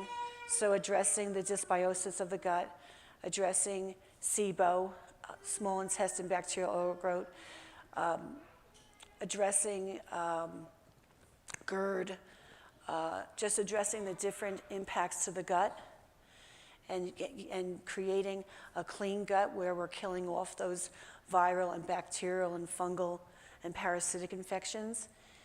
And a lot of people have pets. I never say get rid of your pets. You're just going to have to do products, herbal support systems to help clean out the gut, because our animals carry a lot of disease that we don't realize. And a lot of people will kiss their pets and sleep with their pets, and they don't realize those kind of impacts that you're going to have to the gut and then to the brain. Any questions? You have a practice here. I have a practice here for over 20 years now. We're moving to the area, so we're just trying to learn more about what's here. Well, good. I'll give you my card. And I have my book. I brought just a couple of books. And yes, like Mike said, the book is on Amazon. This is my second edition now. I wrote my first edition of this book and published it in 2021. And then I just published a few months ago. It's called Nutrition Diagnostics, Healing Through Empowerment. And this book, what I'm doing for the reader is I'm offering a very comprehensive approach to one's health. So the first section is about micro and macronutrients and the foods that apply to the micro and macronutrients. The middle section of the book is the science behind digestion. And the last part of the book, my baby, is talking about the 6 fundamental defects for disease, but allowing the reader to understand how to read their own blood chemistry, so they can be more informed when they go to their doctor. So they don't just listen to the doctor and the doctor says, you need to do this, this, and this. Well, doc, what about this, this, and this? Doctors hate me because I will challenge them every step of the way, because knowledge is power. Any more questions? I'm Kelly Calabrese. Kelly Calabrese, and Calabrese is spelled C-A-L-A. B-R-E-S-E, but I'm happy to give you a business card. I have them. And so you'll have my business card, and you can get onto my website. My website has my blogs, my podcasts, my videos. It's a very comprehensive website. It's got a lot of information right there at your fingertips. Yes, so there are a lot of probiotics out there, and they all have their place. So I carry on my shelf 2 different probiotic formulas that will entail between 6 and 8 different strains of bacterium. And so when you do an antibiotic, you need to do a probiotic to counter that. And really, you want to do probiotics, but if you have those bugs and worms, parasites, fungal in your gut, you've got to do herbal support systems. I have one that's called GI Synergy that will help kill off those bugs and worms, and then actually introducing the probiotic together. And then if you actually use a glutamine, and that's actually one of my systems where it's glutamine, probiotics, and then the GI Synergy, and that's foolproof to help balance the gut and really heal the gut. Any more questions? Well, thank you. Thank you for staying and listening. It's lunchtime now. It's break time. Well, thank you. And I'll give you a card. You just come on up if you want my business card. I have it.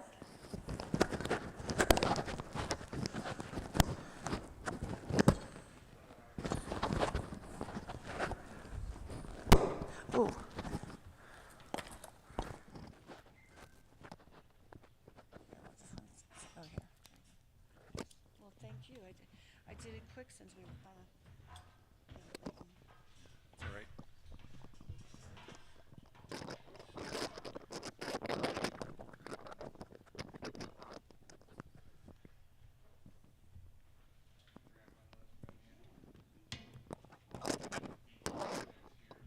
So yeah, we'll take a 30-minute break or so. Be sure to check out the tables at the back if you haven't looked yet.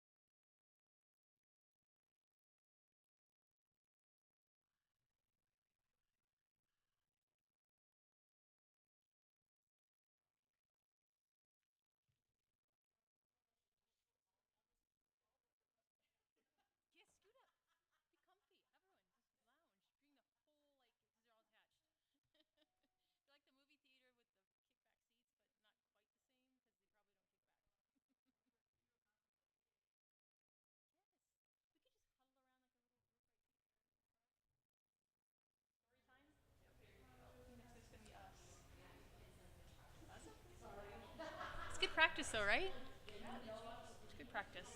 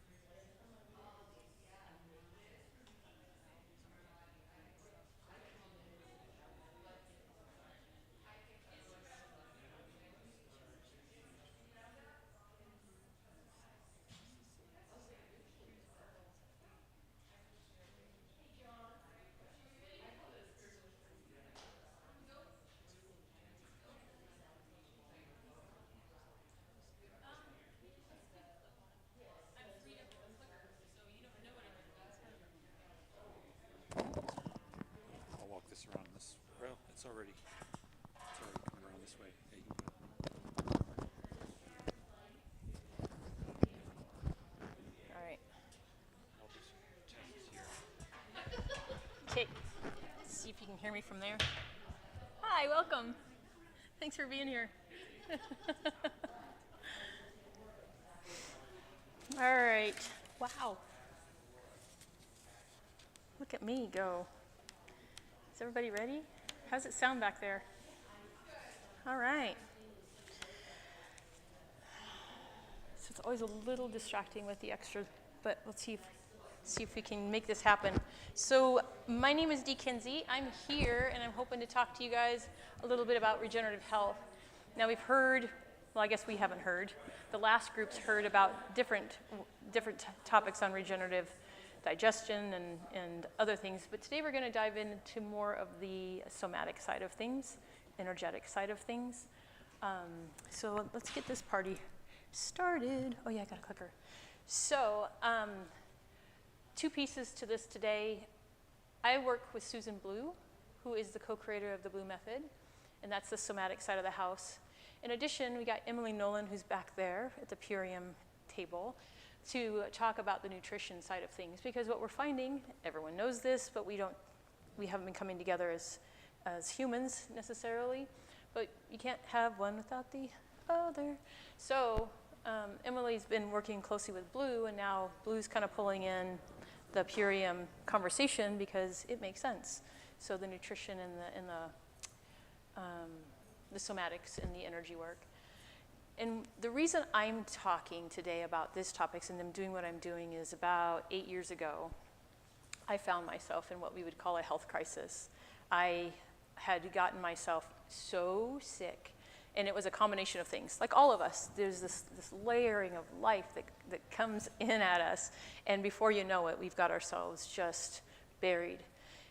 So after being in a very toxic job for a very long time, in the pressure cooker of life, very active up until then, I started this yoga teacher training, which I think there was energetic or spiritual alignment there, because I was going to go be all bendy and stretchy, and like I was going to learn how to do all the things, right?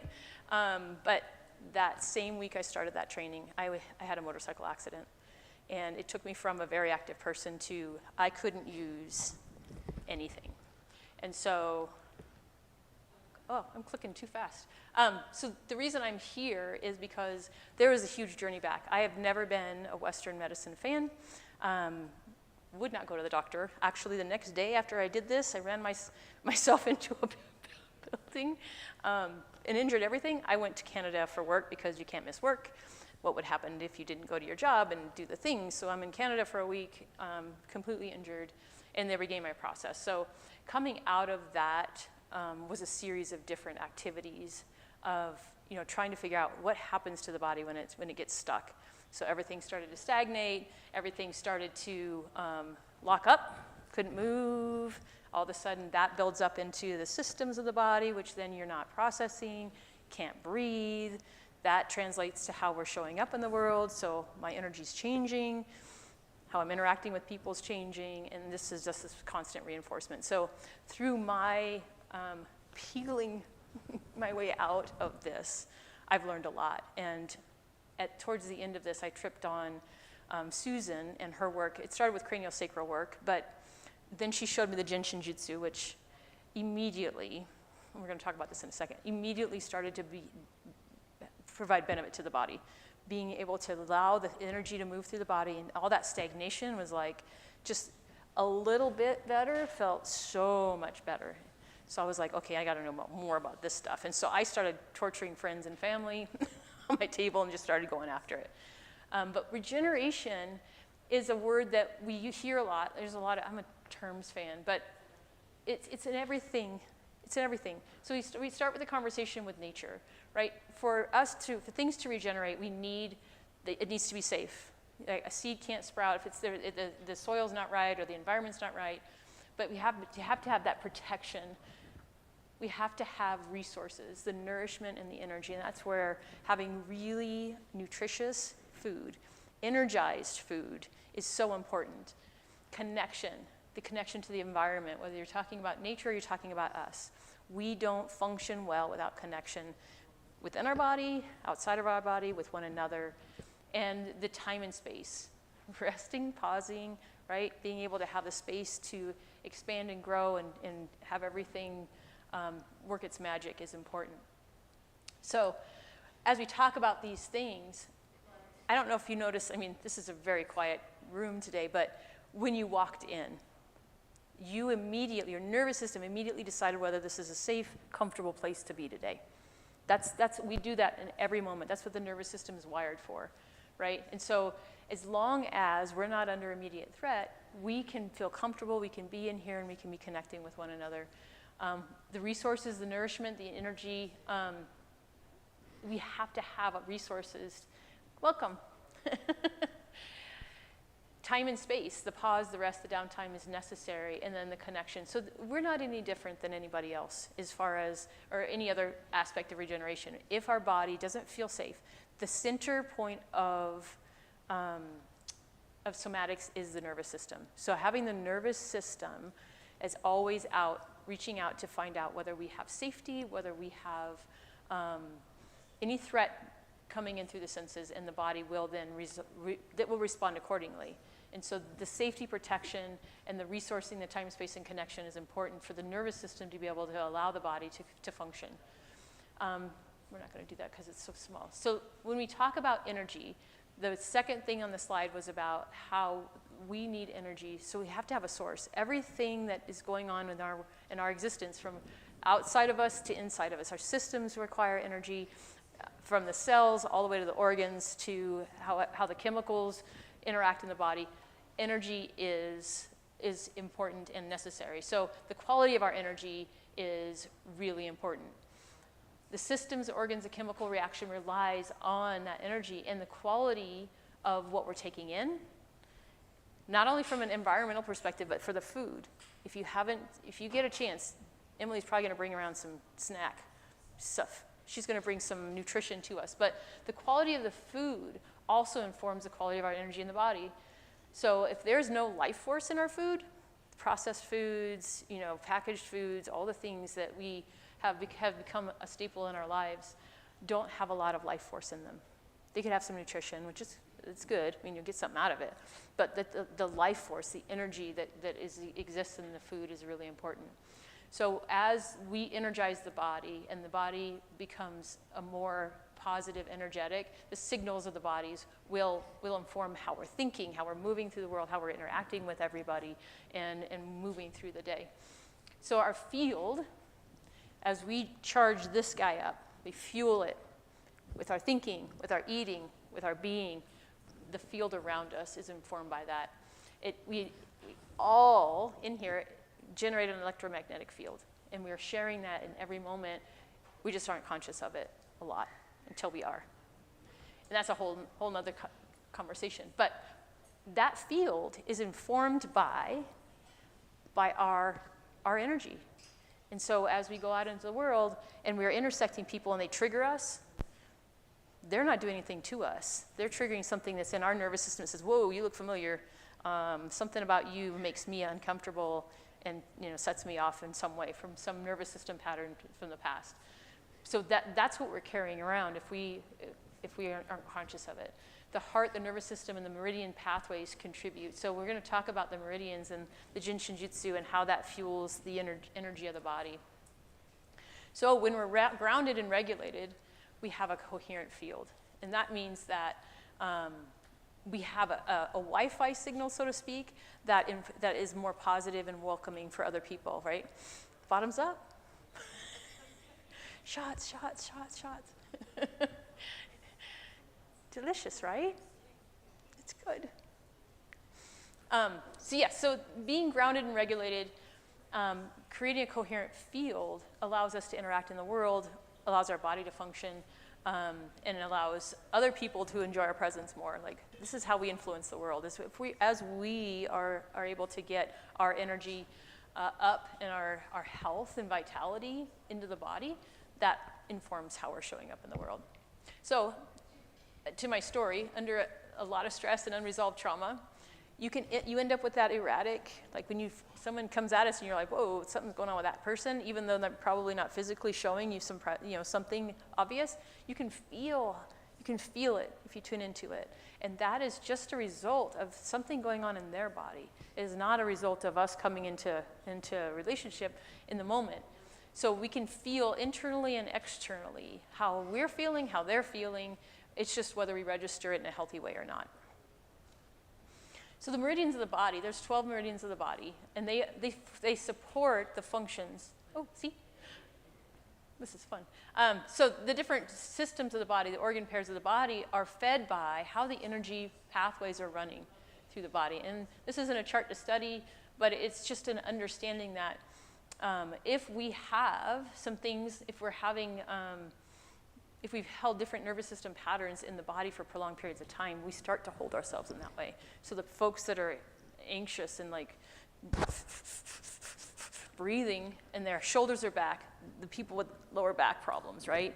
And the musculature of the upper body starts to carry that signature because the body's trying to hold itself up and compensate for that. Similarly, the folded in and the folks that are just feeling like the energy is seeping out of the body, but they are feeling depressed, that energy and that structural tone that happens with that shows up in the physical form. So while someone can come to me and say, oh my gosh, fix my shoulders, fix my hip, fix my leg, right?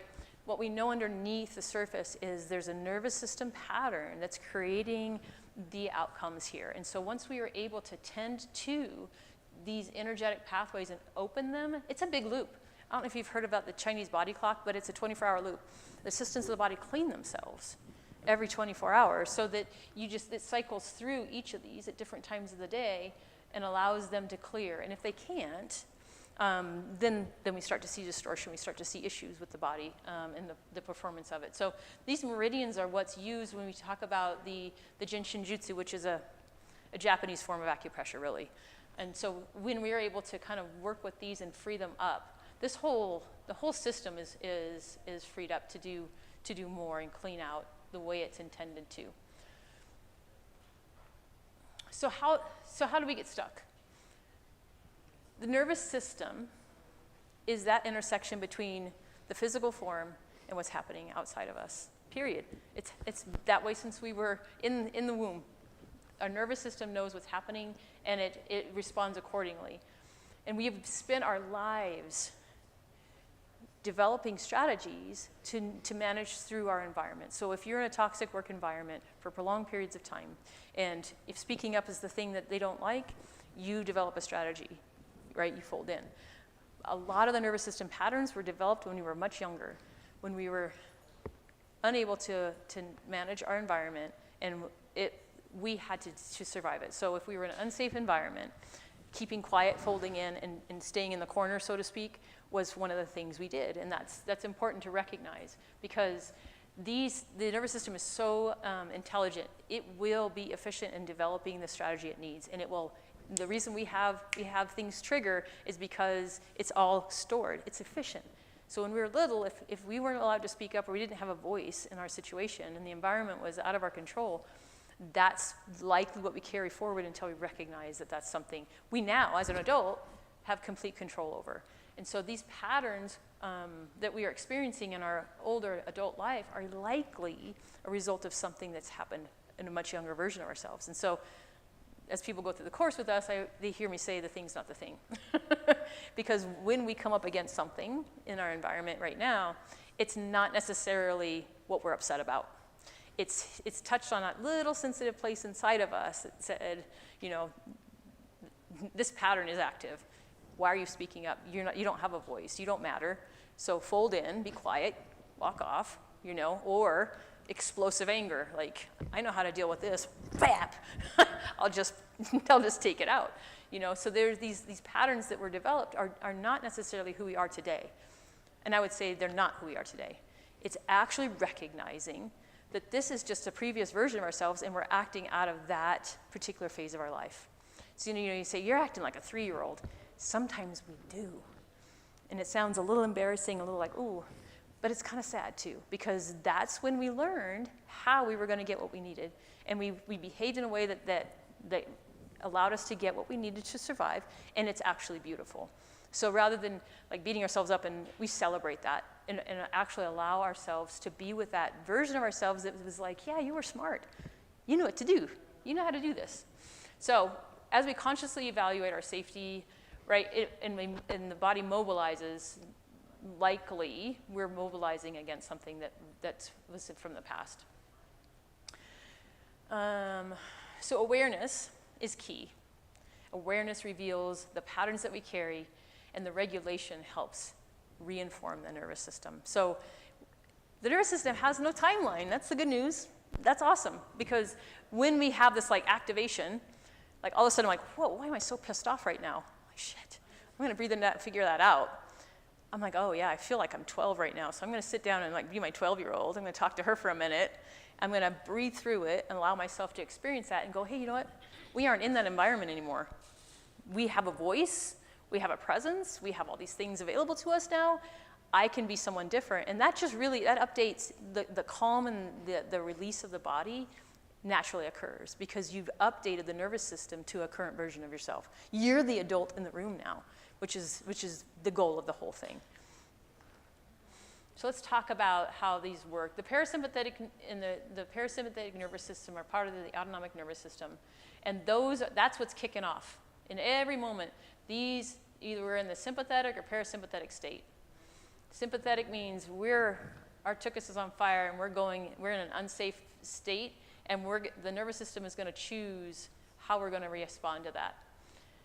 Now, when we're able to take a deep breath and kind of step away from that situation and get ourselves into a restful state, then hit the right button, then we end up in this parasympathetic state that allows the body to rest. Everything's available to us. So if you see here, right, as soon as something happens, you know, if someone dropped a book, you notice, if you ever notice, the eyes are going to go, whoa, what just happened? Body's going to jump. Everything's going to you're going to have a little uptick in your heart rate. Like all those systems that kick on to say, whoa, whoa, whoa, are we safe? Are we safe? Are we safe? That's your sympathetic nervous system kicking in. As soon as we're able to take a deep breath, assess the situation, and come back from that, then everything can come back. The pupils return, we have breath, we have, you know, the digestion kicks back in, and all these things are available to us. So understanding that the nervous system is really run by these two is so empowering. It's so empowering because when we are not in a restful state, we can show you how to get back to a level of regulation. And it's so much simpler than we've ever been told. It's so much simpler. So we're going to talk about that. In the other direction. So again, this is just another version, but as we get a level of safety, we can relax. People with hormonal issues and digestive imbalances, people living in that constant constricted state. And I hit on corporate a lot because that's just my background. As I've sat with all that muck and acid in my system, that's what was going on. I was stuck in sympathetic, but I'd been there so long, and I didn't know how to get out. I didn't even know that was a thing. But that's the safety and allowing the hormones to the digestion, the kidneys, the body starts to just restore itself naturally. It doesn't need that much more help. You just clear the path. You give it safety, and you give it nutrition. In the threat, right? It's all this stuff. It's as soon as we get into these issues, into an environment, and it could be something so much subtler than we realize. It could just be a personality that reminds you of something that was not safe in the past. Those states of nervous system attention can be outside of our conscious awareness, and it's just a matter of being able to sit with it and be with the discomfort of that activation to recognize more about it. So when we can't respond, so we have activation when we're young, or we have an activation as an adult, and we can't do the fight, flight, freeze, or fold, and we try to write it out, we try to cram it down, because we're good people, good women, good men, we don't act like that at work, or, you know, we comply. When we can't respond, the nervous system logs that, it wires it into the system, and it bunches it up. It's not able to fully discharge the responses, and they become embedded in the nervous system. So I had an example the other night. I had someone at my house. I'm sitting there, all of a sudden, my screen door opens, and I hear someone walking in. I'm like, oh, that must be Emily. That must be so-and-so. You know, I'm like, you know, like what are they doing? So I looked out the people, and there's this guy I don't even recognize. long story short, he was out in front of my house, like staring at the house, pacing. And as this is happening, what's great about this is I recognize all the symptoms. First, my arms are lighting up. Then my body's like this, and my breath is just like, and I'm like a little peeker, like taking pictures out there because he's getting agitated and he's going back and forth. And I'm watching my body do this, and teaching this and being in this work, it was intense. He stayed out there for at least 30 minutes. I finally I battened down the hatches, did all the right things, right? I took care of my environment, and I just sat and I tried to get back to work and do other things. And so, but it took so much time. Like at first I wanted to say, I want to get out of my body. I want to get out of my body. I don't want to feel, I can't breathe. And I'm like, I don't know if this guy's coming back. So I was doing all the things. And that's what we usually do. We just stay with that and we go, okay, and then we tell the story and we, help other people feel stressed about it. But after getting my shit together and being able to kind of be with it, like, okay, what's happening here? I was able to get myself down and regulated, be able to kind of it's the breath, being able to bring the breath into the body and reinform the nervous system that, okay, the guy is gone, you circled the house, close the doors, sit down, breathe, and bring that down into a place. But I noticed it starting to, like, I was trying to push it into the body, and I could have just stayed there and been scared for days. I've had another situation where I stayed scared for days. Like I'm checking my house and I'm like, I'm just constantly under threat because I never really got myself to discharge it in a way that was healthy. So it can lead to chronic tension and pain, like we talked about, like staying in that elevated state. I mean, I can't even describe, like I haven't been in that elevated state in quite a long time, but that level of tension in the lungs and the bracing of the body, being there and staying there for a long period of time can really be hard on the physical body. And the emotional triggers, right? My body's reaching all the way back to every time I wasn't safe. And then a nervous system that defaults to a certain survival pattern. So always like the fight or flight, if we've been in the fight or flight mode for extended periods of time, that's where the body's naturally going to want to go. It's just wired that way. We got this when we were little. We've developed these patterns. They've worked. It's great. So the body's like, okay, we know what to do. Whap! And then we're down for the count. Or we're like wired up. So it's important to recognize this is where the blue method comes in. Shortening the distance between having an experiencing activation in our body and getting to the other side of it is a lot shorter than we've ever been told. I'm going to skip that one because I think I just talked about it on accident. So how do we clear the systems? So we talked about the meridians. You saw the energy systems that run through the body. It's like a phone line. If it's distorted, if it's contorted, if we hold tension in our shoulders, and you saw this chart, a lot of meridians running through here. We're scrunching down the flow of energy in the body, and the life force can't move. So the tools that I use in my practice are somatic processing. This is the identification and releasing of the stored tension in the body. I use Genshin Jutsu, which is a acupressure type energetic work, which is, I don't bring energy to the body, but I invite the client to connect their energy through their meridians, and that's the way those meridians get freed up and the energy starts flowing. And then the last piece for me is the regenerative detox and supporting the body with nutrition, with the supplements that say, hey, you know what? I used to think that I got all my energy from eating the food and digesting it, and that was the energy. Guess what? If there's no energy in our food, the energy in the food is the energy.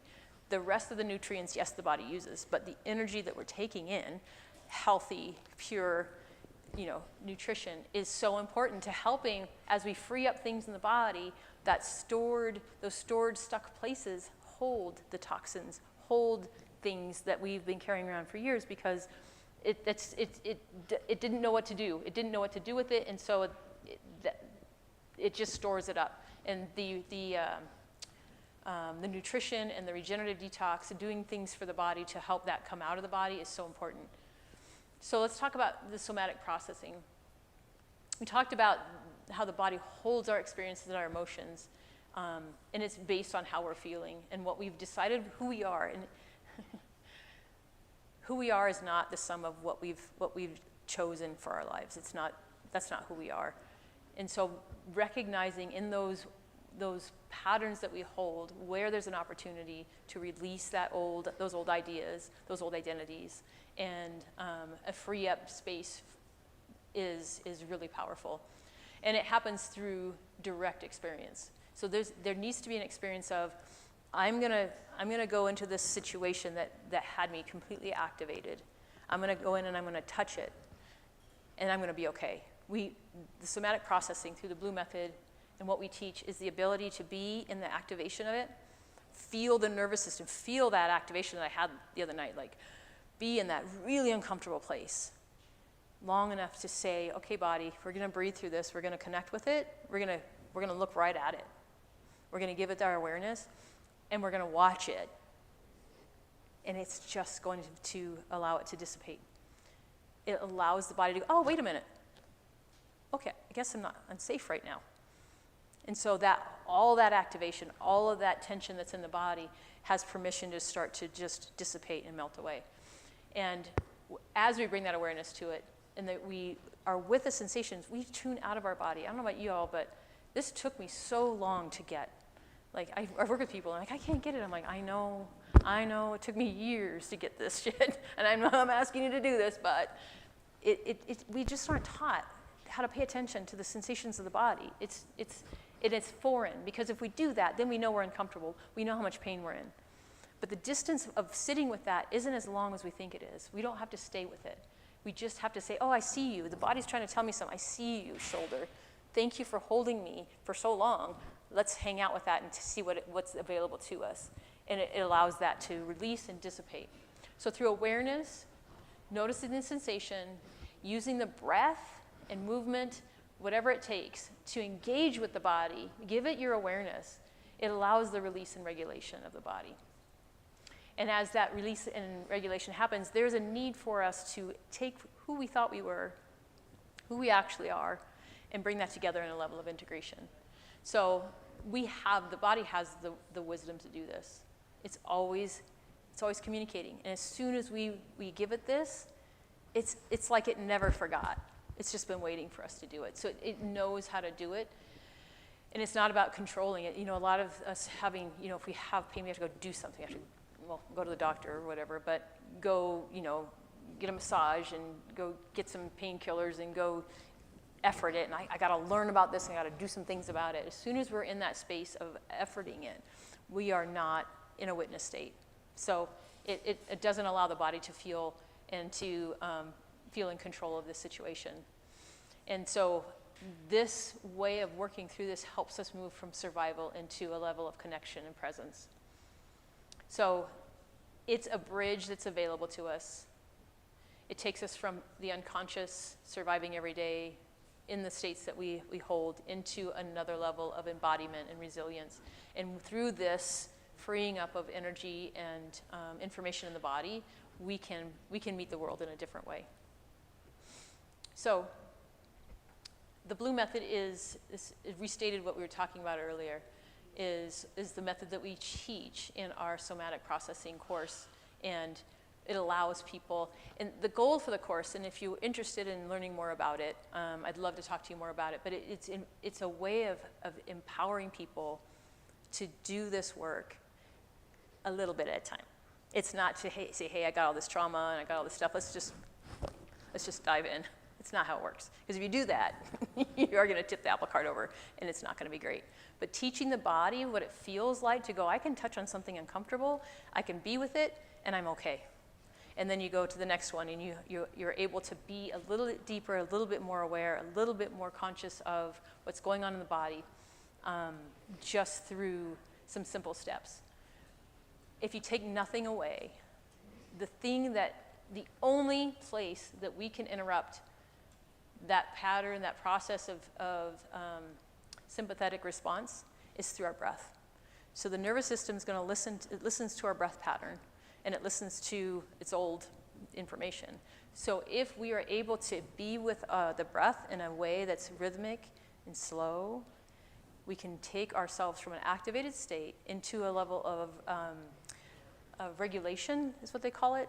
So we can bring all that down into something that we can now have access to our faculties again. So as soon as we're elevated, everything shuts down. You're not thinking, we're responding, and body's wanting to say, get the heck out of here, run.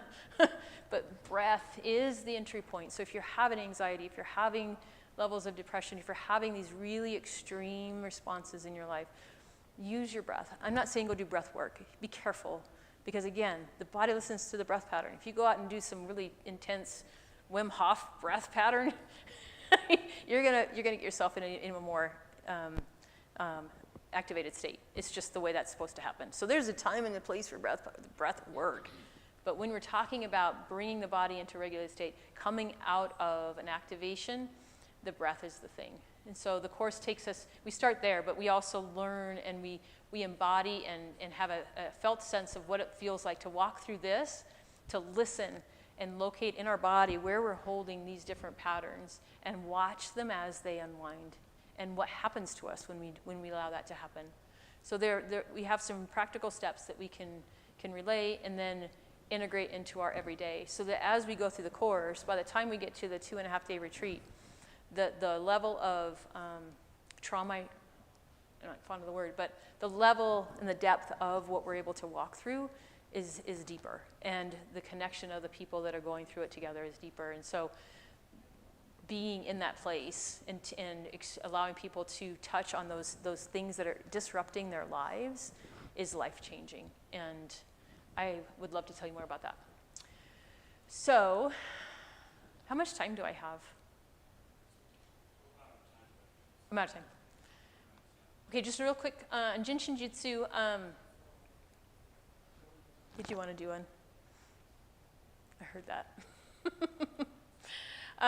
So Jin Shinjutsu is the other half of my personal practice, and that's working with the meridians. You can see the lineup of these touch points here are along the meridian lines, and through different types of flows across the energy locks, they call them, allows and invites the energy to move through the body. So being with the client and allowing their energy, this is again, I'm a big fan of not bringing my own stuff to other people, but inviting the energy to operate within the client themselves. And so the body will reveal where the meridians are weak or where they need some support, and through different connections on the body, and waiting for that energy to say, oh yeah, I remember you. It starts to connect and run, and I promise there's no needles. But it supports, getting that energy running and allowing the body to refuel allows the nervous system also to come out of activated states. And the regenerative detox part is allowing the body and supporting the body and cleansing out the toxins and the debris of years and years and years of stagnation. It took me so long to get through this phase of my recovery because it just had been way too long. And a lot of us are in that state, is recognizing that when we are not mobile, neither is this. So we work with the body through regenerative detox to allow the lymphatic system to run, to remove and allow the acids that have been sitting there for all that time to process. And all those three tools I found were the most productive path for me to get back to a healthy state. And I think I'm out of time, so we're wired for health. That's it.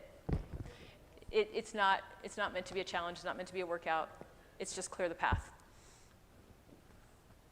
And it could be these modalities. It could be any of the modalities. But allowing the body, the space, all those elements of safety, connection, resources, nutrition. Give it to the body, and it will take care of the rest for you.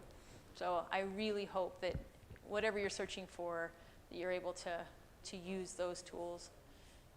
So if you want more information on Purium, that's Emily back there. She'll give you another snack maybe, but she's back there, and I'm happy to talk to you about the course that we teach for the somatic processing. And thank you for the extra time. Sorry about that.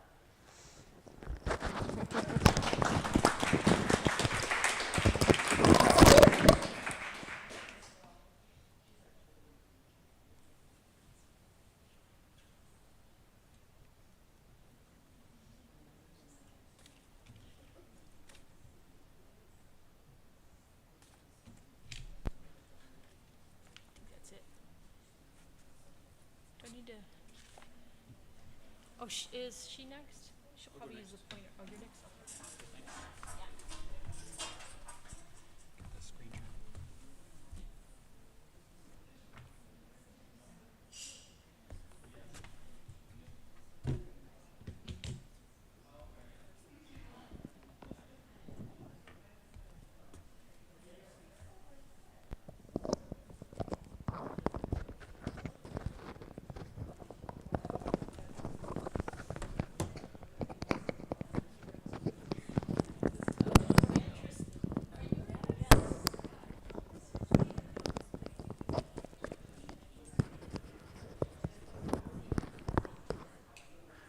All right, testing. Is that good?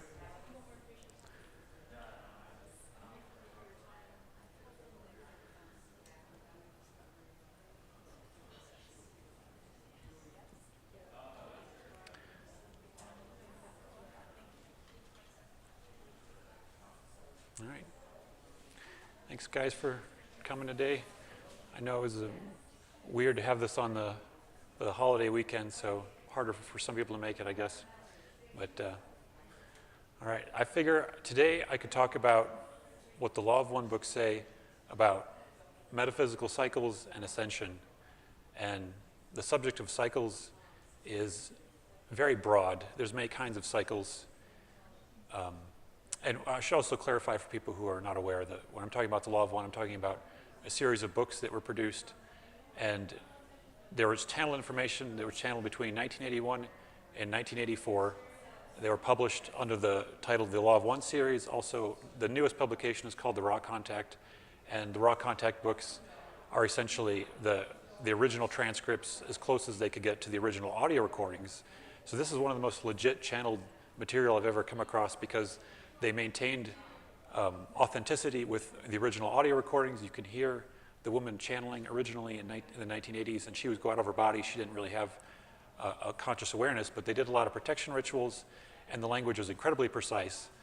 There was no deviations in the wording, the phrasings. It was very, very precise and very, very coherent and logical channeled material, very specific material they could get into. So there's a lot of reasons I love these books, but I'll be sharing about it. It's a little bit hard for people to wrap their heads around because sometimes the language is a little bit obtuse, a little bit hard to get your head around. But if you read it enough times, it starts to make more sense. And it was question and answer format only, so it wasn't like they were giving a discourse on one subject. They would answer whatever questions this researcher, Don Elkins, would have on that day. And so he was not going from subject to subject. He was very often jumping around. So that's why it can become harder to understand if you don't read it all the way through from start to finish. But I'll try to distill some of the more important subjects I feel. So these books gave sort of a cosmic, big picture overview of what's going on the planet with our evolution and with the history of what happened on Earth, the history of what's going to happen for the race in general, and the path of evolution that we're on. And so the cycles are one way of wrapping your head around what's happening on Earth, because there have been cycles of evolution for humans on Earth, and there have been cycles of evolution for animals on Earth, and even for rocks, because all of physical reality is representative of a manifestation of a deeper aspect of consciousness of the Creator, the infinite Creator, choosing to express itself through different densities of consciousness. And so they described the first density of consciousness. They also call it the cycle of awareness, which is an interesting way of thinking about what a rock is going through.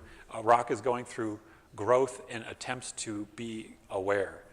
And this is the same as all the basic elements. But once awareness reaches a certain threshold and seeks growth, then you enter in the second density, which is the cycle of growth. And there's 7 densities. It's like the colors of the rainbow. It corresponds to the chakras. This corresponds to different aspects of consciousness that you could say the mind of the galaxy chose to explore through these different 7 lenses. And that's why we have 7 different chakras, is because of these different levels of our reality, where the first in terms of human body, when we think about the red chakra, we're thinking in terms of survival. We're thinking in terms of the foundations of what it means to be aware as a being. And the second density, the second chakra, represents the cycle of growth. And so there's long, long periods of time that animals or plants will be reincarnating again and again to learn to grow and learn to choose to be self-aware. And that's why the third density is called the density of self-awareness.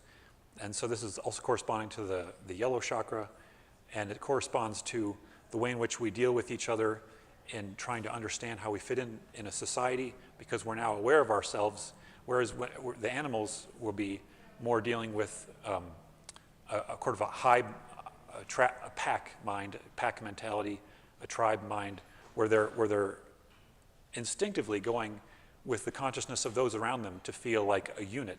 So they don't see that much of a difference between themselves and those in their pack. They identify completely with the pack, and so there's not as much self-awareness as individuals until you get to the third density, and that's where the baseline of humanity is still stuck. And this is kind of like the theme of where we're at on this planet, because many of the beings, according to the raw material, I'll read this quote: "There are entities experiencing your time-space continuum, who have originated from many, many places in the creation. For when there is a cycle change, those who must repeat the third density cycles of growth, those who must repeat then find a planetary sphere appropriate for this repetition. It is somewhat unusual for a planetary mind-body-spirit complex, the planet, to gain beings from many, many various loci, different locations throughout the galaxy. But this explains much, for you see, you are experiencing the third dimensional occurrence with a large number of those who must repeat this cycle. The orientation thus has been difficult to unify, even with the aid of many of your teachers." So the idea, and I think others have taught this in different ways, is that Earth is basically like a place for the people who flunked growth on other planets. And this is unusual that Earth is an example of a planet that has so many different influences, according to this material. And Mars is one of the more significant examples of this that's very clear for us to see. A lot of what humanity is on Earth was genetic tweaking of the people who lived on Mars going back over 75,000 years ago, and they made their planet inhospitable.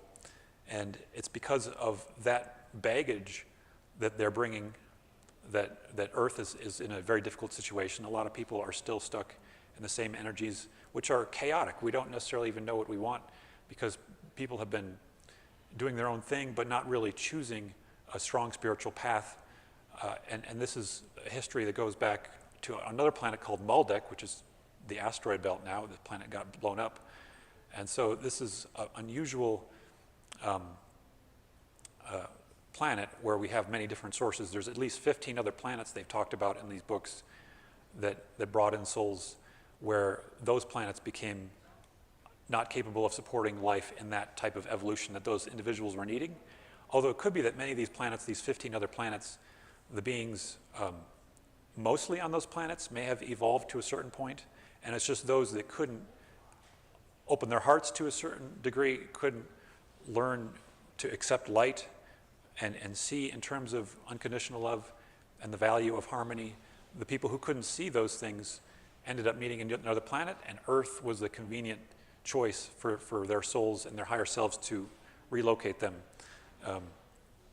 So 75,000 years ago, there were perhaps 1/2 of our population were those from Mars, and 1/4 were actually naturally native to Earth. So there are still a lot of like apes, animals who evolved to the point of being able to accept this self-awareness, and at least 25,000 years ago, or 75,000 years ago, this was what they would call 3 major cycles or 1 master cycle, as the consciousness was at that stage. And there was not that many people here on the planet 75,000 years ago, but at that point, there were a lot that were actually native, but still only 1/4 even then. And now it seems like we're primarily souls that were stuck on this planet Maldek. And those souls took a while to heal from the tragedies and traumas of that plane. But one of the reasons I'm talking about cycles is because these major cycles of evolution that happen on the planetary galactic scale, they're all essentially mirrored on the personal individual levels, and we all have our own cycles that we're going through month to month. It's most noticeable on like a monthly basis. You'll have highs sometimes in the month, you'll have lows, and the reason that we're going through all these variations of experience, and a cycle represents many different types of experience spread out over time, is because we're trying to hammer in the lessons in every different angle that we can get at it. So we will have deliberately programmed conflict in our lives that's partly engineered by our higher self, partly engineered when we're making arrangements with souls in between lifetimes. Many people have spoken about this phenomenon of the soul families and the pre-incarnative agreements that are made so that we have opportunities for lessons from people who have very different points of view, very different personalities and energies that they can bring into our lives. But we're giving ourselves cycles of opportunity to experience each of these different lessons in like a classroom. And the more you can see your life as a series of lessons in a classroom, the more you can step away from feeling like there is something that you have to be attached to or identified with, because it's just whatever is going to be most useful or helpful, that's what we're being given. But one of the things they said was, in session 19, those truly helpless are those who have not consciously chosen a path for themselves, but who repeat patterns without knowledge of the repetition or the meaning of the pattern. Those who are truly helpless are those who have not consciously chosen, like the path of love, but who repeat patterns without knowledge of the repetition or the meaning of the pattern. So in your life, being able to know where repetitions are occurring is extremely beneficial. And doing a meditation on, have I seen this before in my life? Where did I see this before? That's a great starting point for breaking through blockages. And then the meaning of the pattern is the other layer of it. What does this mean that I'm continuously having this repetitive thing happen? A lot of people just don't even think that life should be any different than it has always been, because we're sort of programmed to be like drones, because we're useful to other people who use us for work, use us for energy. And if we can see that we're in a cycle that we don't have to be in, then we can understand why we're being faced with these experiences again and again, and we can make new choices about how we can be more aware of our own distortions. Distortion is a word used very often in the material, but we can be aware of our blockages, we can be aware of the positive and negative charges that we're identified with and attached to, and we can do more work on self-forgiveness, self-healing, and all the things people have been speaking about today. We have to identify where it is we're blocked, and once we're more consciously working on those patterns and cycles that we've been stuck in, then that's how we can liberate ourselves, by putting the right attention on it, doing the right love and forgiveness work with ourselves and forgiving others, because it's still just a game of learning how to break through the unforgiveness in our lives, which is essentially what karma is. Karma is a way of looking at our lives in terms of the energies that are traveling along that have not been stopped. And those energies that are built up can be positive and negatively charged, but we're attached to them. We're continuously coming back to the same kinds of things when we're strongly attached to energies. And forgiveness or acceptance, I see forgiveness and acceptance as kind of being synonymous. But when you apply forgiveness to a situation, they say it's like putting on the brakes to the inertia, and then we can withdraw from that kind of attachment, and we can move on to something else that we would choose, which could be of a higher vibrational nature, accepting more light into our lives. But they do say that the programming that exists on these cycles that happens again and again to keep us re-experiencing things, to help us break through, at any point in time, both self and any involved other self may, through the process of understanding, acceptance, and forgiveness, ameliorate these patterns. And this is true at any point in an incarnative pattern. Thus, one who has set in motion an action may forgive itself and never again make that error. This also breaks or stops what you call karma. So without having to experience anything repeatedly in our lives, we can go within and find that space consciously, apply the forgiveness, the process of understanding acceptance and forgiveness. Understanding can be the hardest thing if we're having trouble facing something. And that's why facing your fears is so helpful. You know, we don't understand that fears are always illusions. There's nothing to be afraid of. This is all a giant illusion. And believing that there is something to be afraid of is largely why we get stuck on fears. And facing that there's nothing to be, facing it directly so that we know there's nothing to be afraid of helps you break through that. So ultimately, what we're dealing with in the major 25,000 year cycle I briefly mentioned is, you know, we're incarnating again and again, and we're trying to get to the point where we're ready for the ending of the cycles, because the ending of the cycles are where, and they use this trippy phrase, they say, at the ending of a cycle, it's like the clock strikes the hour and the gateway from intelligent energy to intelligent infinity opens, regardless of circumstance, on the striking of the hour. And this is the graduation, this is the ascension, this is what's happening in our lifetime, it would seem, or the near future. They gave a window of 100 to 700 years, they said, as a transition period. The Earth is moving into a higher energy region of the galaxy, and this started in the 1940s. The 1940s were when these energies started to become more noticeable, and it's continuing to increase.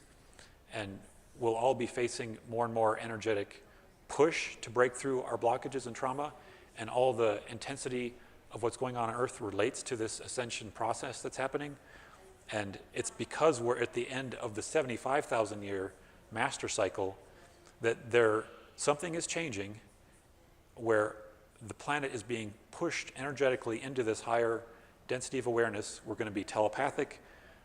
We're not going to be able to maintain the current state of some people wanting to control and manipulate, and some people wanting to find harmony and love.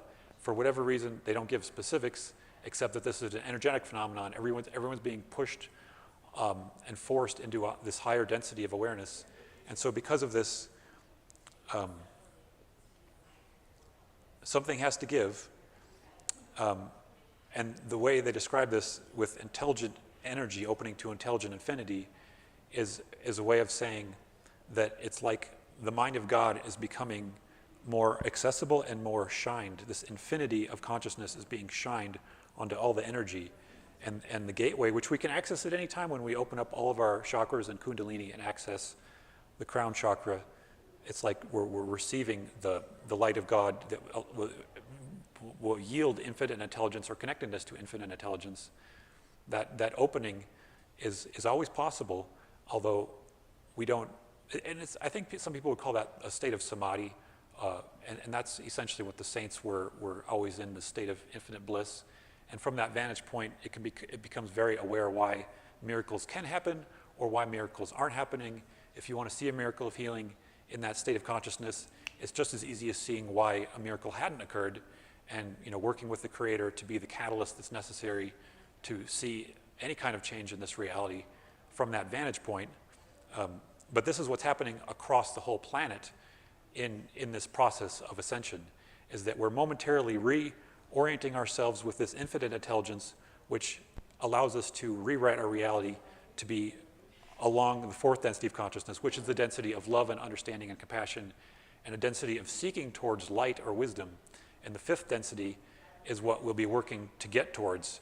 And growing in light and wisdom is what you would need to, for example, be capable of even manifesting with your own mind your own body. at a later stage in fifth density, beings can manifest anything because of this amount of light and wisdom that's baked into that level of consciousness. But we're not there yet. We're still getting into the point where we're just capable of opening our hearts and appreciating the cycle of love. The phrase they used was the cycle of love or understanding for fourth density. Fifth density is the cycle of light or wisdom. Sixth density is the cycle of light, love, light, or unity, when light and love are seen as the same thing. And I think that relates to time and space and the physics and metaphysics being connected as we see all of reality manifest from love, more in that awareness of unity. And then the seventh density is called the gateway cycle, which is also called the density of foreverness or timelessness. And this is mysterious because the being channeled, Ra, said that they didn't even fully understand that density because they're in the sixth density. They're coming to us from the sixth density and saying that their teachers are telling them about the seventh density and that there is an inevitable coalescence across time, that all of time could be seen as the same moment, but that's not where this source was at yet in delivering this information. But we can logically understand that there is a point of consciousness where we step outside of time and we can see all as one, even across all of time. But other things I could share on the subject of the fourth density. They said the fourth density is a vibrational spectrum, and your time-space continuum has spiraled your planetary sphere, and what you call a solar system, were spiraled into this vibration. This will cause the planetary sphere itself to electromagnetically realign its vortices of reception of the in-streaming of cosmic forces, expressing themselves as vibrational webs, so that the Earth will be thus fourth density magnetized. This is going to occur with some inconvenience due to the energies of the thought forms of your peoples, which disturb the orderly constructs of energy patterns within your Earth spirals of energy, which increases entropy and unusable heat. This will cause your planetary sphere to have some ruptures in its outer garment while making itself appropriately magnetized for fourth density. This is the planetary adjustment. So there may be Earth changes that are rather intense coming. You will find a sharp increase in the number of people, as you call mind-body-spirit complexes, people whose vibrational potentials include the potential for fourth vibrational distortions. Thus, there will seem to be, shall we say, a new breed. We obviously see this in our children coming in. These are those incarnating for the fourth density work.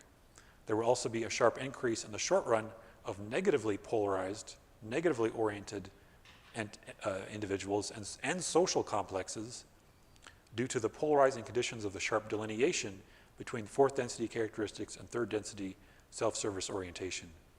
Those who remain in fourth density upon this plane will be of the so-called positive orientation.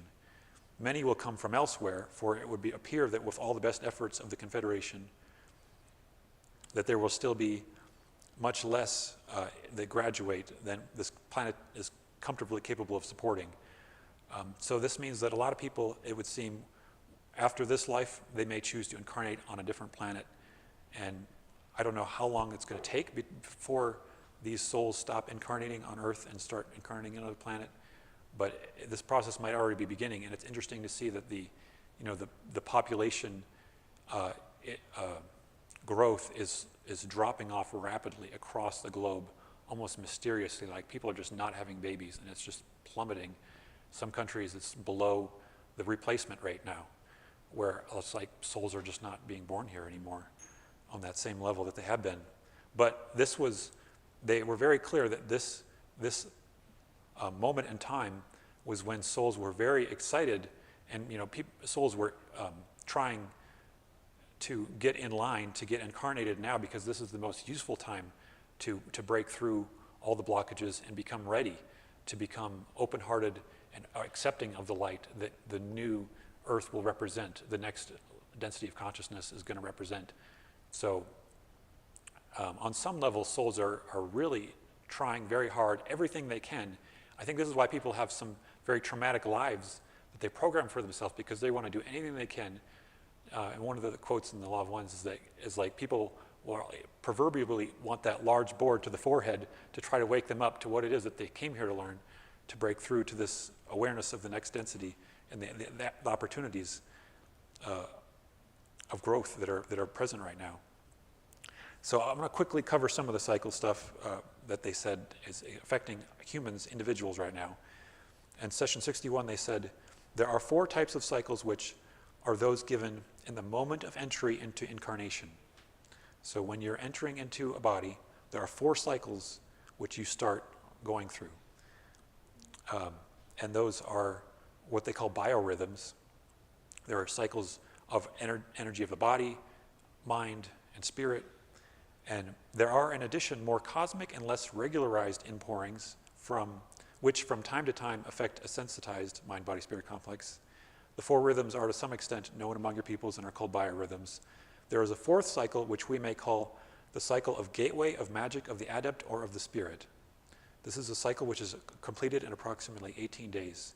And this may be all the time I have to talk about this cycle, but this is one of the most useful things I've come across in this material, because it's like we can feel very high on some days and feel very low on some days in this 18-day cycle. But and if you're not recognizing that there is a cycle to your life, you might make major decisions on a low day, not realizing that this is you're just on a low day. But you can actually map this from the date of your birth, and you can go to your phone and put a date on your date of your birth and say, put out every 18-day calendar entry. So every 18 days you can add a calendar entry, and it'll calculate it up to the present, and you can see that's day 1 of your cycle, of your 18-day cycle. And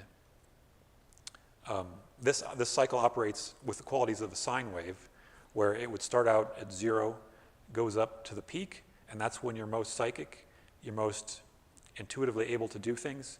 And so they say scheduling things on days 4, 5, and 6 of your cycle is most helpful. We can get a lot more done, be a lot more productive on those days, and then it'll start going down again. And once it gets to day 9 of the cycle, that will be the most intense point, because things are decreasing in your potentials of achievement, greatest on that 9th day. And then as you get to the bottom, it may seem like that would be the hardest day, but it's actually like the easiest day, because, and I'm going to read what they say here. At the nadir, the lowest point of each cycle, the adept will be at its least powerful, but will not be open to difficulties in nearly the degree that it experiences at critical times, because our life is naturally throwing things at us based on what we're able to do. So the less psychic ability that we have, the less capable we are, the less powerful we are, the less that our lives are going to be throwing challenges at us. So that's kind of amazing revelation too. And then when you go back up to day 1, then things will start to become a little bit more challenging, but it might be a little bit more thrilling that you're now more capable of doing more on when you get back to day 1 of the cycle. And they say this cycle is helpful as a helpful tool to the adept, but as we said, as the adept becomes more balanced, the workings designed will be dependent less and less upon these cycles of opportunity and more even in their efficacy. So the more balanced you are in your life, the less and less these cycles matter. And this is the same thing with astrology. You'll be affected by astrology more the more out of balance you are, because these variations in the planetary alignments, and this is a huge thing still to follow your astrology. If you can check the moment of your birth and get the readout for how the planet's alignment of when you were born and the planet's alignment of today, these are called the transits. If you look up your transits, you can understand a lot about what you're going to go through, what you're capable of, what the challenges are for different seasons of your life. You get a roadmap. So it can bring some peace of mind when you understand the roadmap that you've set up for yourself. And I think I'm out of time, but I could add a few last closing thoughts here. So the 4th density that we're headed to, they can approximate what it is and explain what it is not. The 4th density is not of words unless chosen. It is not of heavy chemical vehicles for body complex activities. It is not of disharmony within the self. It is not of disharmony within peoples. It is not within limits of possibility to cause disharmony in any way. Approximations of positive statements. It is a plane of a type of bipedal vehicle which is much denser and more full of life. It is a plane wherein one is aware of the thoughts of other selves. It is a plane where one is aware of the vibrations of other selves.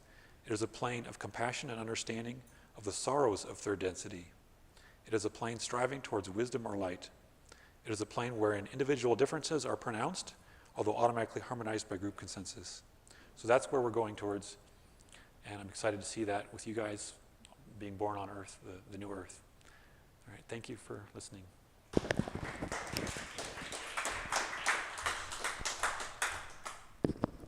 Up next is a profound synchronicity to me, because Stefania was apparently a part of my graduating class in high school of 130, Falcon High School in 2003, and I hadn't seen her again until today.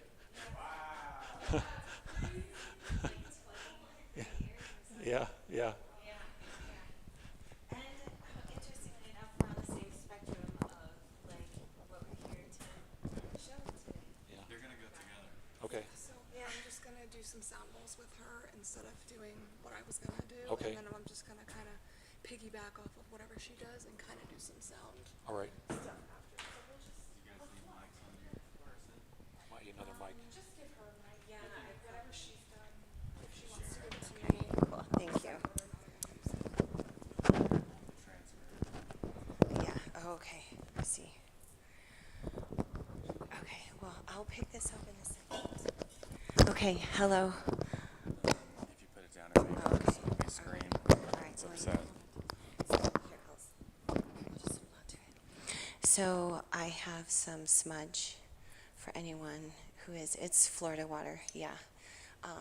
You can go ahead and just spray it, yep, like in your auric field once or twice. It's kind of strong, so if anyone's used Florida water, yeah. Yeah. Yeah. So we'll just pass that around.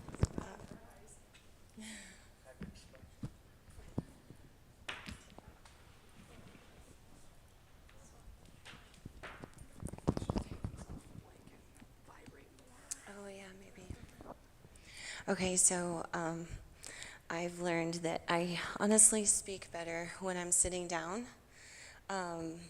You know, the whole stage fright is because you're like above others, right? And so I don't necessarily like that. And also we're here to meditate, and also I'm going to go over what quantum healing is.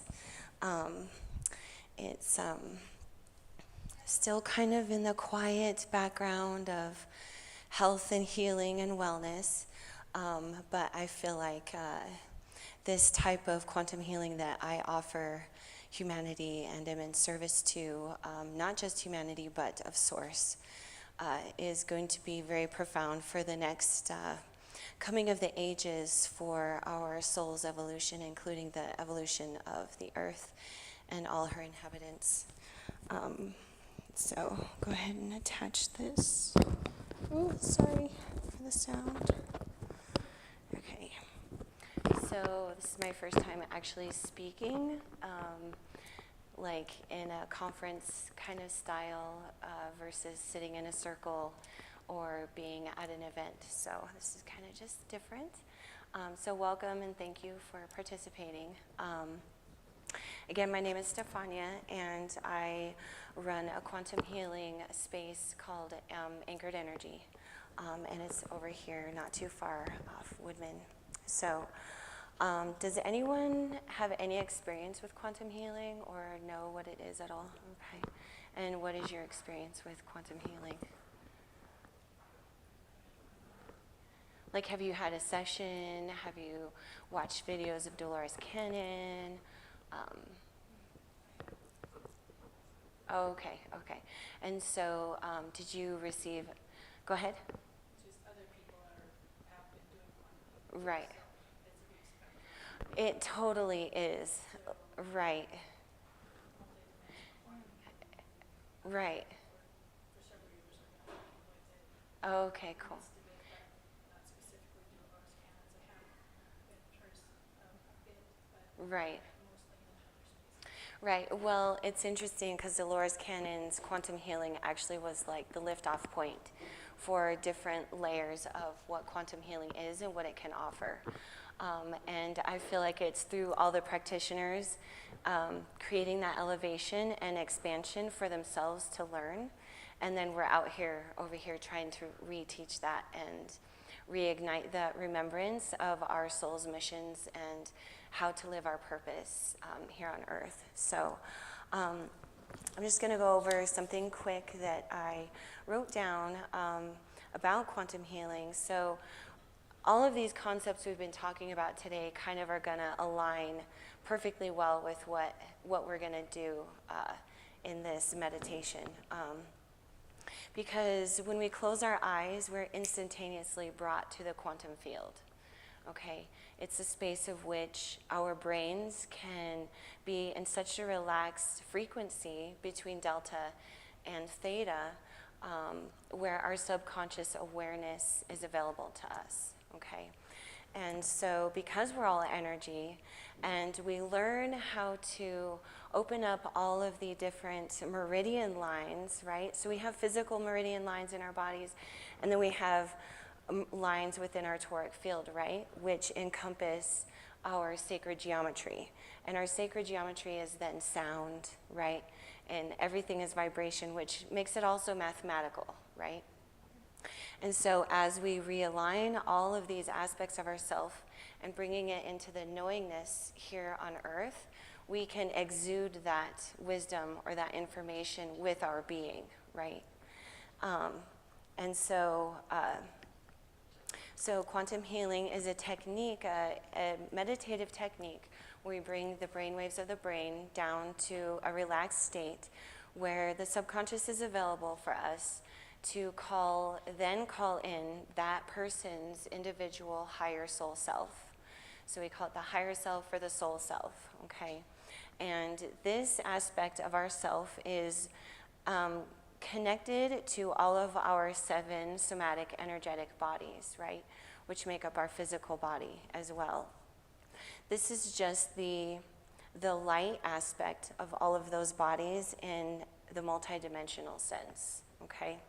So that means that when we connect with our higher self or our soul self, we have an opening to communicate and gain wisdom from our Akashic records as well. Okay, and so as a practitioner, that's how I lead a session is we welcome the subconsciousness, we welcome the higher self, and then we work with the higher self with that individual person, with their physical health, with their ailments. A lot of the times we're working with multi-energies, which would be entities. So I specifically work on removal of entities, of dark energies that have attached to us through traumas, through ancestral wounds, through our past lives included, okay? And so when I have these conversations with this energy, we then are able to ask the questions of how this person can heal what it is they need to do in this particular lifetime that they're living now to help heal that ancestral wound or that past life, so that we're not repeating that particular cycle, right? So that we're not having to reincarnate here on earth over and over again, right? And so our oversoul knows all of the lives that we've lived, okay? And can answer any question and can offer any level of healing that the physical body may need, okay? And we do that, it's very interpersonal. So every person is different. We all have our own codes and our own blueprints and our own,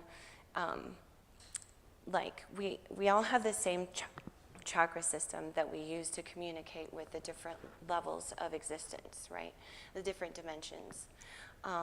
And so once we bring the brain to that point and we communicate, we enter the level of multidimensional inner space, and this allows us to connect with our personal spiritual guides as well, that we've been calling upon, and that allows us to create a deeper relationship with ourselves and with our guides, which in turn is just another reflection of who we are, okay? And the human toric energy field, its connection with the quantum physics offer the fascinating perspective of how our bodies and our consciousness is interconnected in the fundamental expressions of all nature and our realities. So the more we get to know ourselves, the more we get to know our astrology, our Mayan astrology, our human design, our gene keys, like all of those different aspects of self that we learn how to use are all keys that help open different layers of ourselves, right? Which help us travel through different dimensions and different layers of consciousness. Does anyone have any questions or comments? You know? Okay, go ahead. So the QHHT is actually just, it's past life. So basically what the quantum healings that I learned is moving forward. So create the life that you want. So I can do a quantum healing with the client who wants to, in 5 years from now, set these goals, okay? So part of what quantum healing offers is because we can tap into the subconscious mind, we can actually reprogram some of the conditions that are there, right? Some of the negative conditions that we are living, addiction, obesity. So that is gives us a way to help make ourselves better, right? And to bring that forth into the 3D reality as like the dance, okay? So I do the forward life expansion, like what life I want to live, and the client gives the year, they give, I want to set these goals, right? I want to create this kind of lifestyle. And so we work with the subconscious mind to basically reprogram the mind to create those patterns. So it becomes our living, repetitious recreation of the reality, okay? And the other one I do is the entity removal and the implant removal with the Bushi Reiki. And then to furthermore, at the end of the sessions, I do go through each of the chakras, clearing them, making sure that they are spinning in the correct way. And if there's any tears or holes, the higher self and I work together with the angels to kind of heal that, sew that up with some light frequencies. So there are some commanding words, just like Yash was speaking about alchemy, right? And it's the words that we use that help create the alchemization of what's happening. And so through the sessions, we use some alchemizing words to help activate those things and to help clear them as well. So I've been getting to know the angels more personally because they've been coming through on the sessions. And so it just makes my studies to go even broader so that I know how to utilize that energy in different ways for each different individual that I am in service to. So yes and no. My teachers learned from Dolores Cannon. But they took what they learned from her and they made their own quantum healing. And so that's what I was saying before. It's like still kind of in the background, but it has a foundation. And now it's expanding into the kind of quantum healing that I offer today, which is very impactful. So yeah, does anyone have any other questions or comments before we get into the meditation? No? Okay. And how many of you guys, do you guys all have meditated before? Okay. So, like I said, I wasn't sure how this was gonna look. So if you wanna make yourselves as comfortable as you possibly can in your chairs, you can even, lay on the floor. I'm pretty sure they clean the floor regularly. I was gonna bring some pillows and blankets, but I wasn't sure. Okay, so let's just make ourselves comfortable. I don't know if we can turn some lights down just to kind of help set the mood.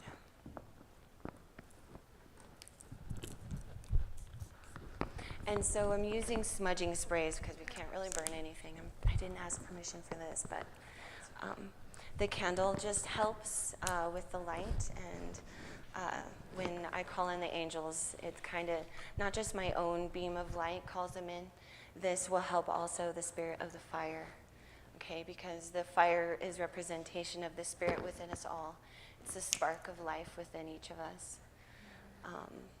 So let's go ahead and just get comfortable. So this offering is a subtle body DNA code activation. That is a multidimensional journey designed to kindle your sovereign creative power, awaken and restore dormant codes within your DNA and your personal divine templates. So part of your awareness will still be here, present with us, because I will ask you to make a few statements so that we're using our throat chakra to activate the energy around us as well as within us. Okay, ensure you're comfortable so you can relax your body. Now let's begin. Close your eyes. Just take a few deep breaths here,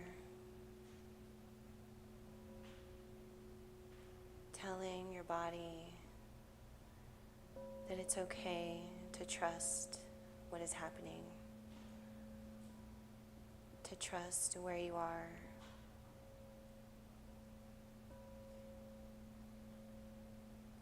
Repeat after me, either in your mind or out loud, as we set this clear intention. I am open to receive the highest frequencies of angelic light and to activate my divine DNA codes for my personal sovereignty and to help birth new realities here on earth. Now just relax your bodies where you are. Trust where you are. Trust the process to unfold as it should. I call upon the archangels, guardians of light. I invite your presence now. I ask Archangel Michael, Archangel Jeremiel, Archangel Azrael to surround me in your loving embrace. Envelop this space in the purest radiance of unconditional love. Guide me as I embark on this sacred activation. I may awaken to my divine sovereignty and illuminate the path for all humanity. I call upon Yeshua and Sophia Christ frequencies and ask that you bless us all with the grace of your presence, with the combined assistance of the archangels. I ask that each individual receive the gifts of your light, your teachings and wisdom through this activation. And as they walk their path of soul alignment and multidimensional alchemy, weaving heavenly solutions here on earth.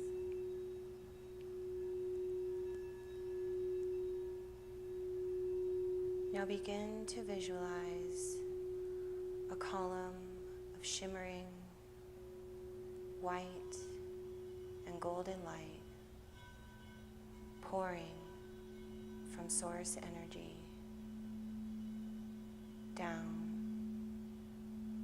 down, through the celestial realms and anchoring in your heart center. As your heart fills with this divine liquid light, sense the warmth and tranquility as angelic beings gather around you, their wings enfolding you in safety and love. Now draw your awareness to the base of your spine. Imagine thick, strong roots of radiant light descending from your spine, going down deep past the soil, all the way to the center of the earth. This is connecting you to Gaia's nurturing energy. Feel her pulse and her unconditional support. Breathe deeply now, allowing Earth's strength to rise through your body, harmonizing your energy and grounding you in the present moment.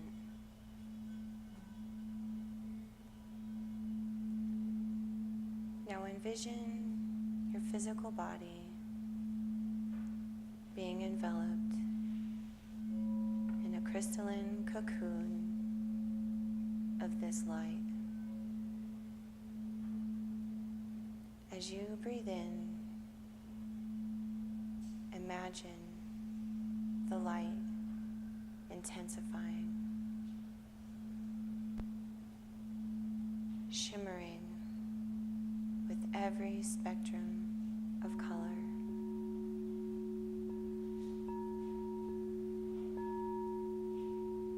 Seeing the outline of your body dissolving into pure luminescence, merging with the quantum field of creation.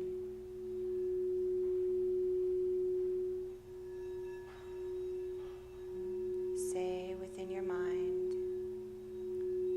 I am a vessel of divine light. My body, my light awakens and expands,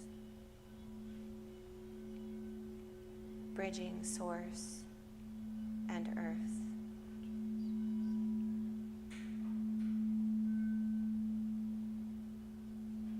Now gently bring your attention to the core of your being,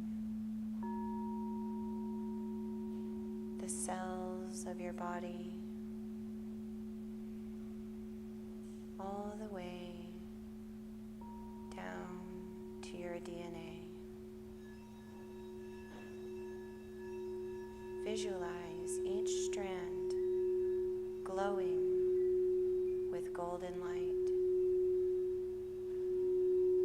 spinning and dancing in this luminary light. As ancient codes begin to awaken, you may see sacred geometry, symbols, or colors activating within your cells. Whisper to yourself or think within your mind with grace and purity. I command the clearing, healing, and restoration of my birth, monadic, and human records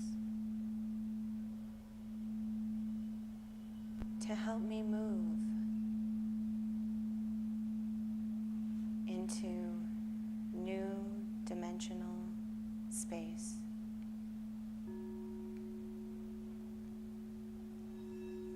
Let me retrieve my authentic template. Activate codes within my DNA as every cell in my body remembers its divine blueprint.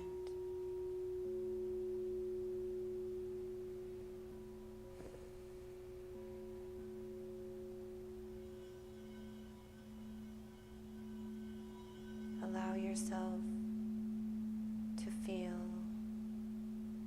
the waves of energy moving through you, reprogramming and upgrading your genetic template.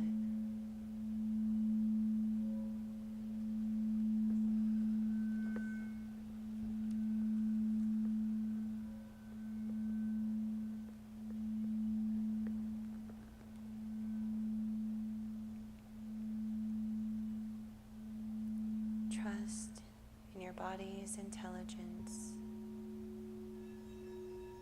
and know that only what is meant for your highest good is enabled at this time.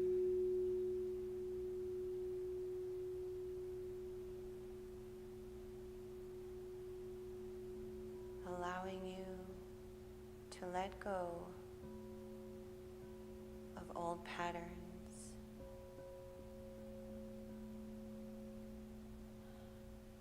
as your DNA illuminates.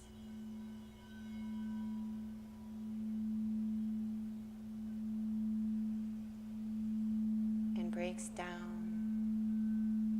into fragmented pieces, all that no longer serves you.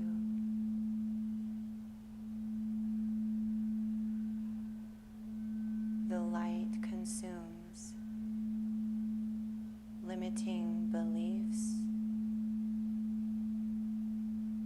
or inherited energetic imprints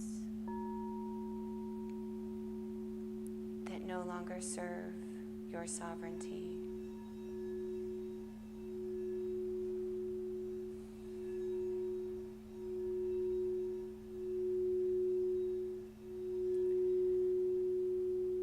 Now bring your attention back to your heart center. Feel these codes, restorations, and activations, anchoring them into your field.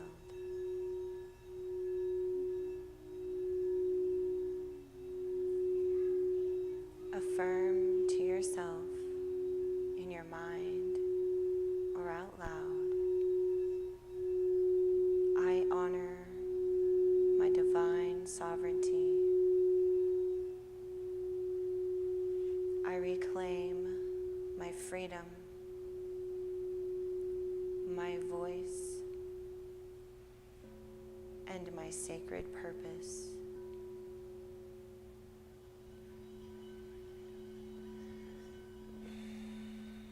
Visualize yourself standing tall,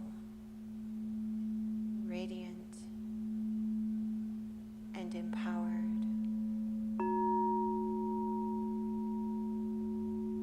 Carrying this new activated light within you.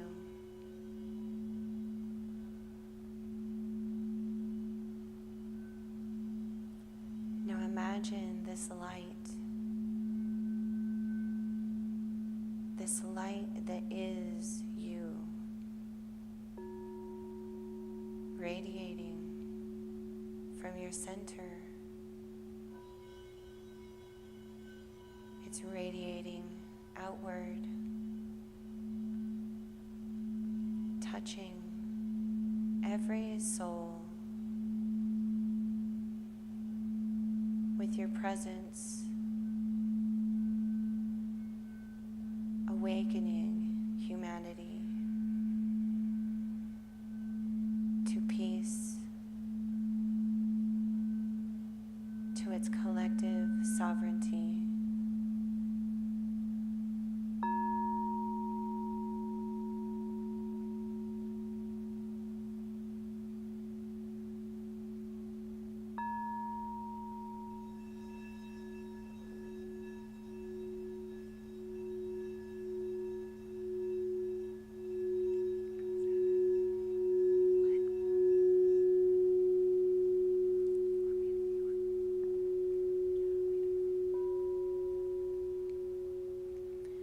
Slowly begin to come back, pulling up those energetic roots all the way back up to your feet, wiggling your toes all the way back up to your body. Wiggle your legs and your fingers, feeling the physical body re-energized and harmonized. Opening our eyes, greeting each other around the room, witnessing the spirit within each person as we make eye contact. Recognizing the sovereign creators around you. Let us thank all higher beings of light, the angelic guides, for gracing us with your presence and assistance. Let us thank our beloved Pachamama, Earth, Gaia, Sophia, Christ, for holding us today. And thank your higher self for their guidance and support. One more affirmation. I am fully integrated in my energetic, subtle bodies and my divine sovereignty. I walk forth as an awakened pillar of light, uplifting humanity with my presence.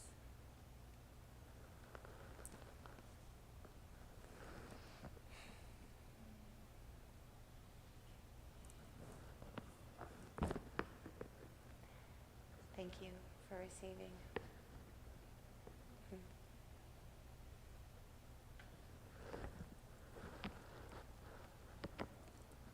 And so there's always the option for everyone to journal about your experience. I know I often have experiences I want to write down if I receive a guided meditation. So, just a little reminder, We own it in a different way when we write it. it's a different form of using our throat chakra, right? So, yeah. You're welcome. Thank you.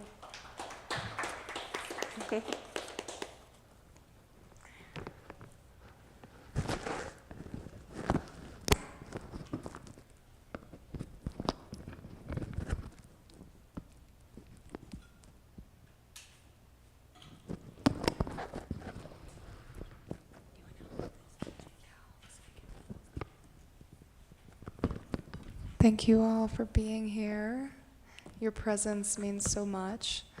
And coming out in the rain, and even sometimes when we don't feel like it, just coming together. Oh, that's okay. Just coming together is what the world really needs. Coming together in love, coming together to bring more light to the earth, and meeting each other and bringing connection. And that's what living really is about, and I feel like a lot of people are forgetting that right now, and wanting to go inward is great too, but connection is the reason we're here. And so yeah, thank you all. Jacob should be coming up soon. I think he ran to the restroom. I was going to do a guided womb meditation, but I'm not feeling it today. So I did some bowls for Stefania, and yeah, I usually speak on what I feel passionate about, and right now the passion doesn't feel aligned with where it normally is aligned. I am very passionate about women's health and being a healthy person, and sometimes that does mean mentally and spiritually too, of course. So how can we align with that more every day and find ourselves in deep practices when we fall out of alignment with ourselves? So yeah, I don't have too much to say anymore. But yeah, Jacob's coming up, and he's going to talk on the Christ within or something like that. I might have skewed that, but here he comes, my glorious man.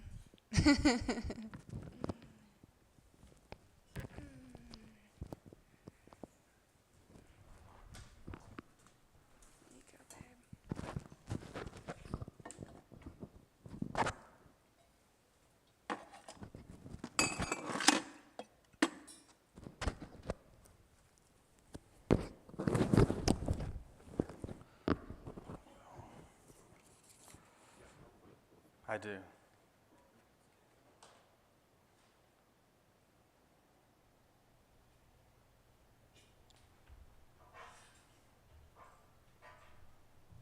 I just made one up. Right from the start. I'm gonna take this down so my computer doesn't fall off. Thank you guys all for being here. I have to say I have a lot of gratitude for Stefania and Cassandra doing that great meditation. I don't know who does this lineup, but it worked out great for me.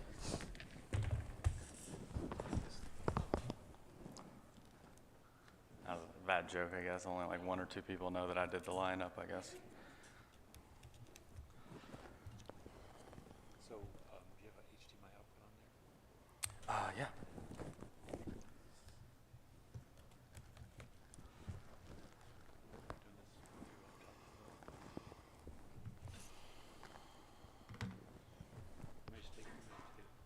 Got to warm up.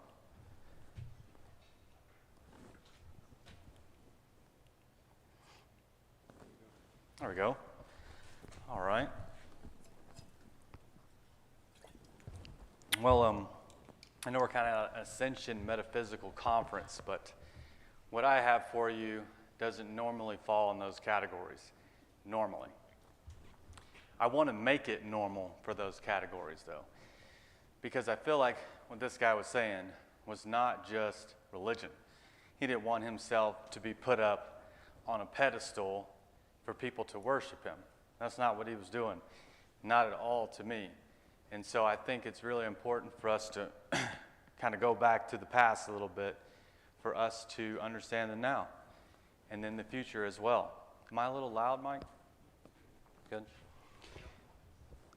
So I want to thank everyone for being here today, first and foremost, all the great presenters, the alchemy, the quantum healing, the law of one.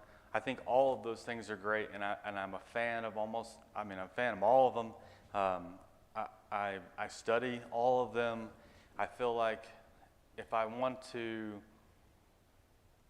reveal the mysteries of the kingdom of heaven, I've got to do it all. I got to look under every rock. I got to look at every book, try every modality to really find out what is the truth. What's the deep truth? Because when I was in college and I got out of college and I got this diploma for $45,000, and I was sitting there thinking, man, I don't feel any more intelligent. I don't feel any more completed. I don't feel any more that I have anything better than anybody else. I don't have this understanding now what I'm supposed to go do with the psychology degree, and so there's a lot of things I was just like, man, this doesn't make any sense. So I remember just kind of saying out to the universe, to God, I was like, I have no clue. I spent 8 years in college for a 4-year degree. I just spent 8 years here, and I got nothing.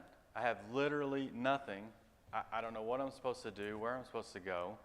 College was really fun, that's why I stayed there for so long. But what do I do with this degree now? I don't have any idea. I don't know anything. And I just told God, I was like, I don't know if Christ is right, Buddha is right, atheism is right. I have no idea. But I need to find something. You need to help me find something that's real so that I can follow that. Because I'm willing to follow anything you got. But all I know is going to school and doing all the things I've been told so far hadn't got me there. And right after that's when things really start to go crazy. I would say 2007 for me is really 2005, 6, 7 is when things really start to heat up. The internet was big, and I was able to get online and read things and read books and try out these new modalities I'd never heard about across the world. And I was open to everything. I was open to anything and everything. So that's where my story began, and starting to look out and try to find what's going on. Because I went to church every week, sometimes twice a week. I went to the Bible studies, I went to church camps. And I remember being in a Pentecostal holiness church where people are speaking in tongues, running up and down the hallway, being like, I just don't believe it. I don't believe it. I don't believe you guys are speaking in another language. And these were my cousins, people I had family members who were doing it. And I had the utmost right respect for them. But something was still off. It was still missing. The message was still not there for me. And I knew that I couldn't confront anybody about it. But deep down, that set me on a path of confusion, only to be that literal parable of the lost son, right? The prodigal son, to go out, just figure it out, and do all the sin and do all the things and come back, and the Father's still glad to see you. I'm glad to have you. I'm glad you're back. And I think that's where I'm at now. So I want to share that because, to me, 2 billion people who claim to be Christian are talking about the messenger and not the message. So my intention today is to bring you the message of Christ today in a way that makes sense with quantum healing, quantum physics, the understandings that he was trying to give people and why he had to talk in these parables. Because obviously, you couldn't just say whatever you want to back then. You couldn't just say anything you wanted to out and about. You would be murdered for it. And almost today, you can't say anything you want to anywhere because you'll be canceled, you'll be cut out, you'll be misogynist, you'll be this, you'll be that, and you can't say anything anymore. So I hope you guys will let me speak freely today for just a few minutes with you guys. So that being said, I have spent the past 20-something years trying to figure out what's going on. Why is Christianity hijacked? And I believe it's crazy to think that 2,000 years ago that these people all of a sudden knew what he was talking about. This guy had to die in front of people, come back 3 days later, and hang out for 40 days. Some dude still didn't believe it. Thomas had to stick his fingers in his hands just because he was like, well, who are you? And people still didn't get it. How do we think all of a sudden 2,000 years later we know exactly what he was saying? We know exactly what it means. We know exactly what he was talking about. He's it. He's the all and all being. As long as I believe in him, I'm saved. That's crazy. I think it's crazy. Like, that's it? That's all? No, there's a whole lot more to it. So all these modalities and everything I think are great. All the metaphysics, all the religions, all the cultures have a lot of answers. All the ancient sites are incredible. But eventually I feel like if you study all the things, all the books, all the modalities, you eat healthy, you practice meditation, you do your yoga, you start to unionize with yourself, you start to become one again. At that point then, I feel like narrow is the gate. That you can do all the things and that's great. But eventually, if you want to be like this, there's one path. Narrow is the gate. It's a small little window that each of us must get through. And I believe it starts with the personal relationship with Christ. And that he was here telling us what to do, how to do it, how to understand who he is. And for me, I remember, I have had visions, I've had dreams, I have feelings of being these guys. Being someone like Judas, being someone like Matthew, being absolutely mesmerized by this person. And the Judas is the one in particular that I'm talking about, that I remember and have visions and feelings of being Judas. Of not just standing with him and hanging out with him, but being behind closed doors with him as he revealed these parables and teachings to the true disciples, to the things he could not say out in public to the people. And people would tell me, you can't be Judas, you know. At most it's a complex, maybe it's only a complex. But if you don't think that this book offers you reincarnation, I would beg to differ. Even in the book where people are asking, you know, Jesus, who are you? He goes, who do you say I am? People say, you're Jeremiah, you might be Isaiah, maybe you're Elijah. They're literally saying, we think you're a prophet who's come back to us again. That's reincarnation, right? He actually even says many times by many of the Gospels accounts, they asked him, you know, we thought Elijah had to come back first. And he says, well, who do you think John the Baptist is? And they've done all the things to him that they wanted to, but they still got to do stuff to me too, because you guys won't even see it. John the Baptist was Elijah, reincarnated. I believe Jesus was Elisha, incarnated. Elisha was basically Elijah's, apprentice. He was learning from him, teaching him.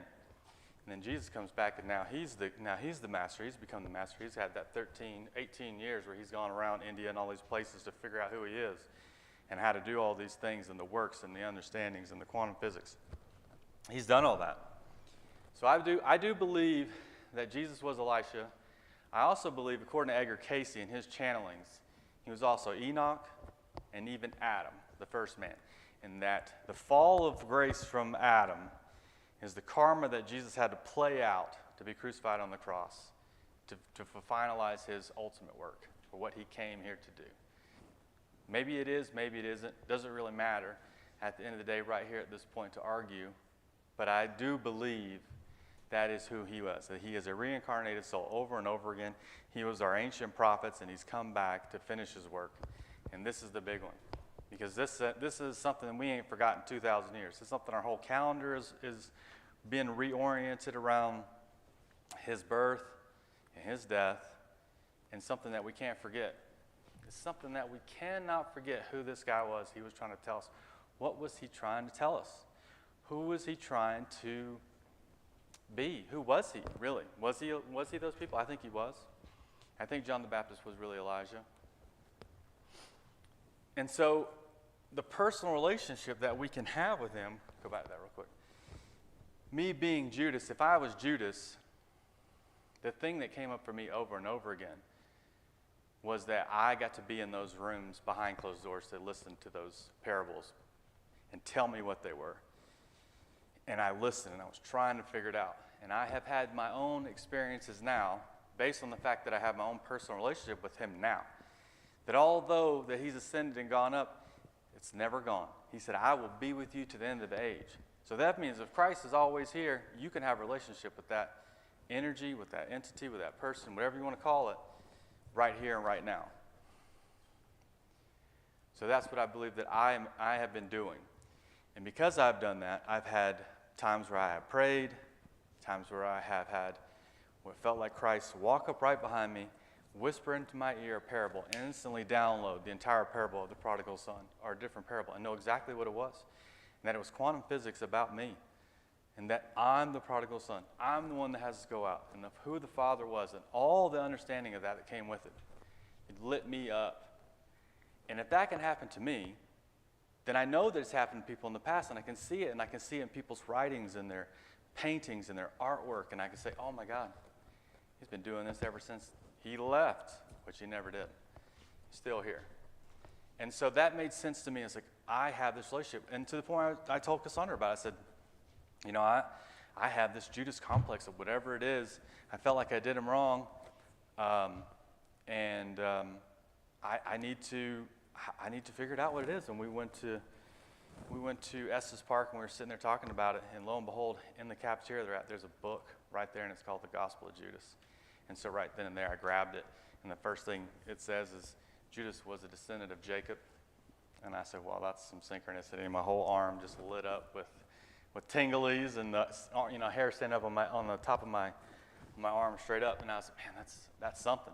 And then the entire book, I just had that feeling the whole entire time.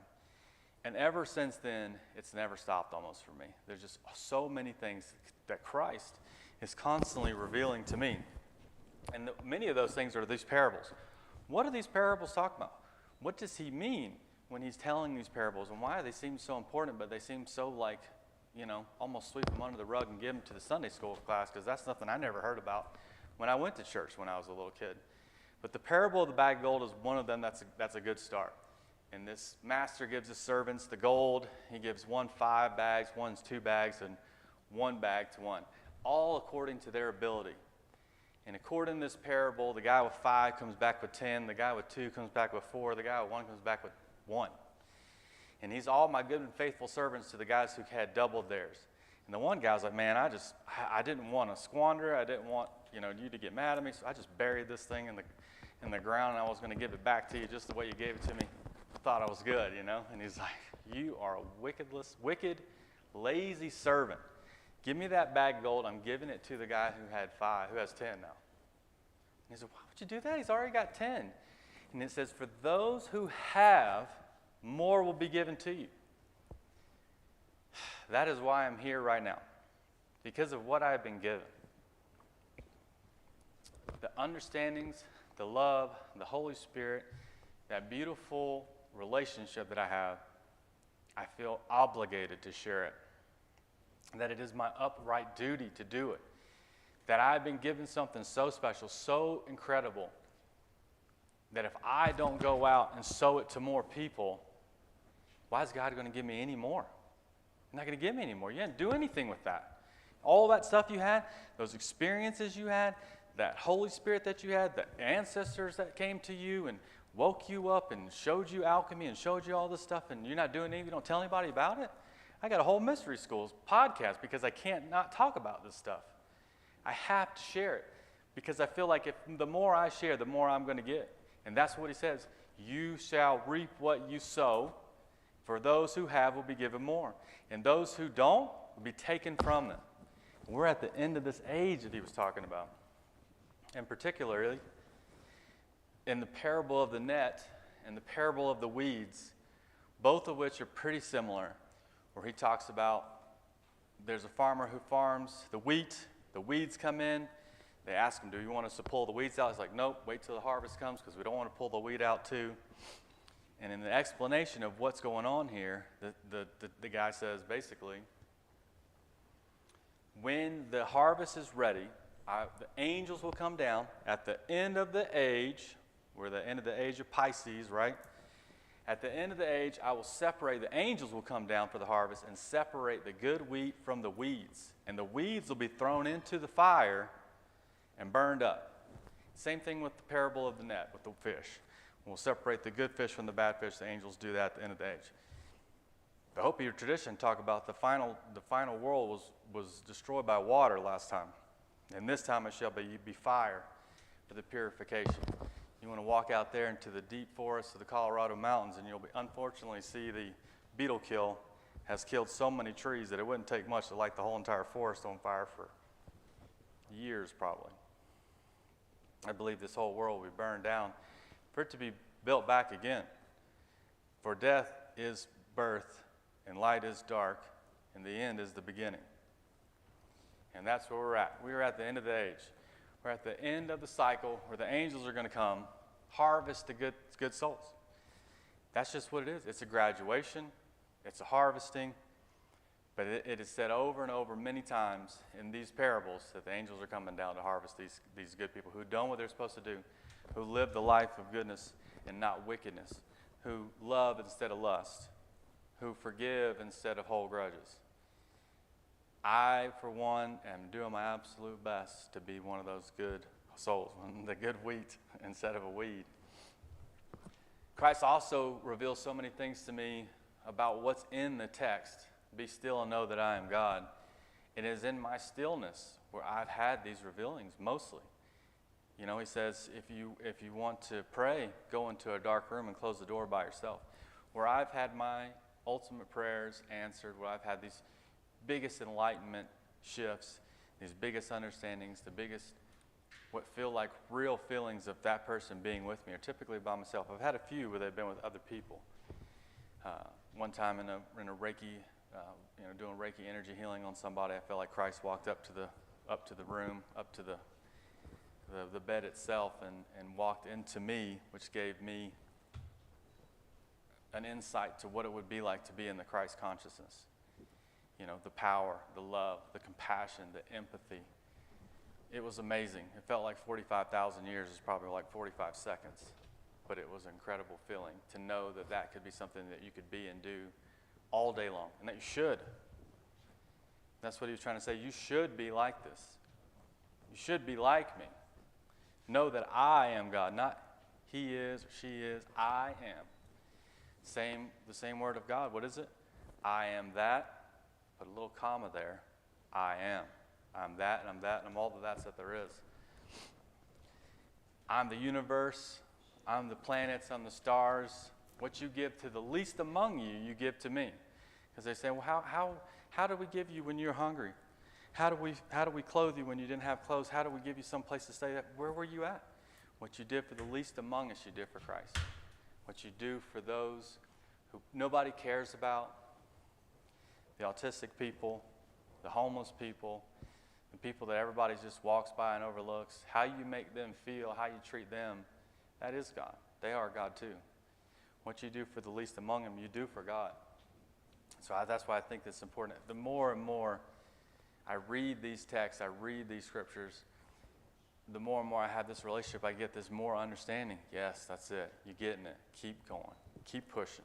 Keep pushing me to be that light worker, that I am carrying my own cross, that each of us have our own crosses to bear. It's a lot of work. It's a lot of responsibility. But how do you expect to be given if you're not giving it out? How do you expect to be loved if you're not loving? How do you expect to be honest if people to be honest with you if you're not honest with them? It is what we put out is what we get back. And to me, to be that light worker, to be that person who is literally carrying their own cross of the things that they're supposed to do is extremely important.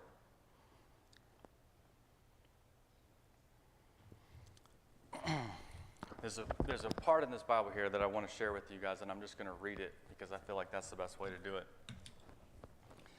Because it lets you know that Jesus didn't just come down here to be worshiped, to let you know that he's doing all these things for you, that you're exempt from doing anything yourself, but that he wants us to be one with him and one with God. And I'm just going to read this, John 17. Jesus prays for all believers. My prayer is not for them alone. I pray also for those who believe in me through their message, that all of them may be one. Father, just as you and I are one, and I am one in you. May they also be in us, so that the world may believe that you have sent me. I have given them the glory that you gave me, that you may be one as we are one, I and them, and you and me, so that they may be brought to complete unity. There's a completion of you. To unify with the great Spirit. Let me finish. Then the world will know that you sent me and have loved them, even as I have loved, and that you have sent me and have loved them, even as you have loved me. Father, I want those you have given to me to be with where I am, and to see my glory, the glory you have given me because you loved me before the creation of the world. Righteous Father, though the world does not know you, I know you. And they know that you have sent me. I have made you known to them and will continue to make you known in order that the love you have for me may be in them and that I myself may be in them. That he literally wants us to be like him. He wants his self to be in us and for us to be one with the Father. I don't feel like it's any more clear than those couple of verses could be. And I'm sorry, I got a little emotional just reading them. I didn't think I would do that. But I don't think it's any more clear that he obviously wants us to be in him and us in God just in the same way as he is. In the same way. Not that he's better, not that he's above, but in the same way that he is one with the Father, you should be one with the Father and the Mother.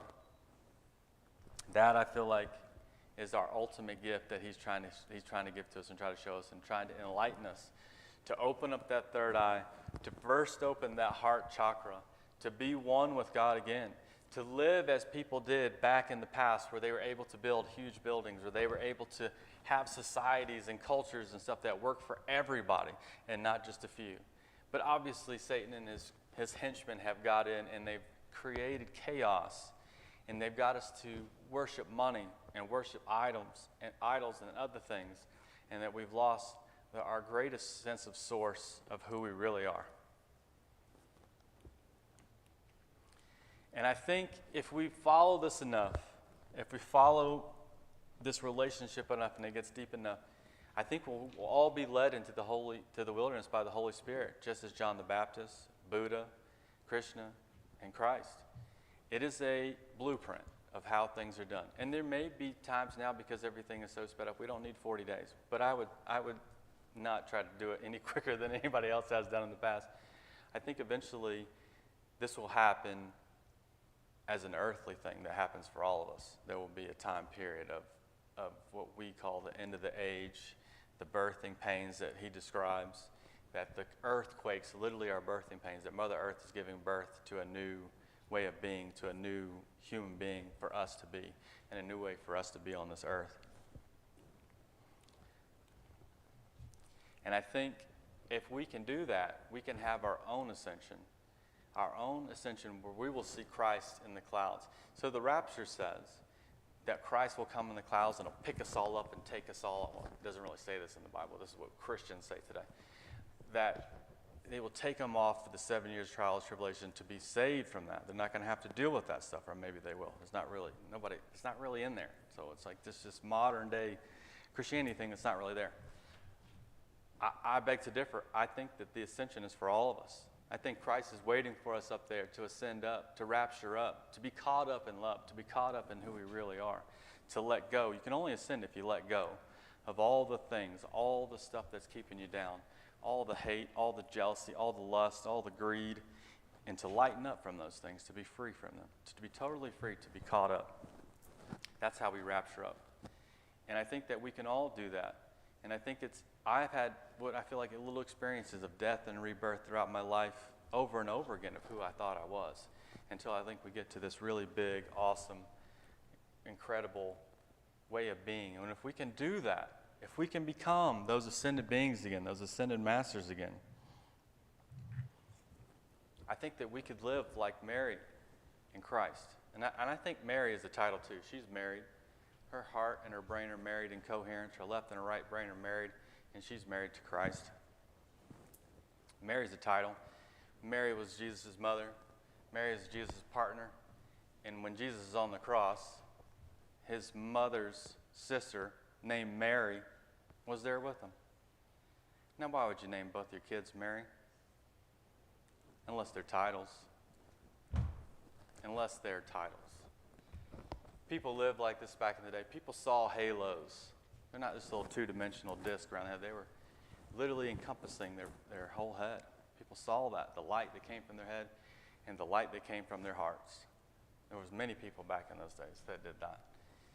I think eventually when we start to squeegee out these pineal glands and we start to open up these chakras and all these things that we're talking about today to get there, we'll see these things again and we'll be these people again. We won't just think about them. We won't just read about them. We'll be them and we'll give birth to them. We'll give birth to quantum, cosmic Christ beings again.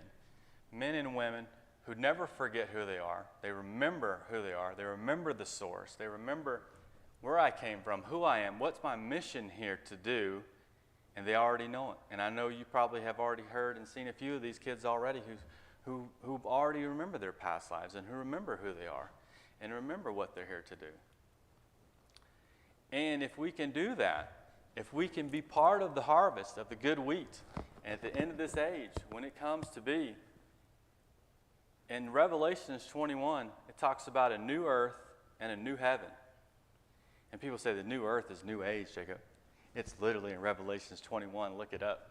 It's a whole entire story on Revelations 21 of what the new earth looks like, what the new heaven on top, and what the gold in Jerusalem, holy city, looks like with 12 crystals embedded all in it and what it all looks like. It's incredible. It's in there. I don't want someone to come pick me up and save me from the things that I've gotten myself into. That doesn't do me any good. I want to work on those things myself and be a better person and be more Christ-like and eventually become a Christ myself.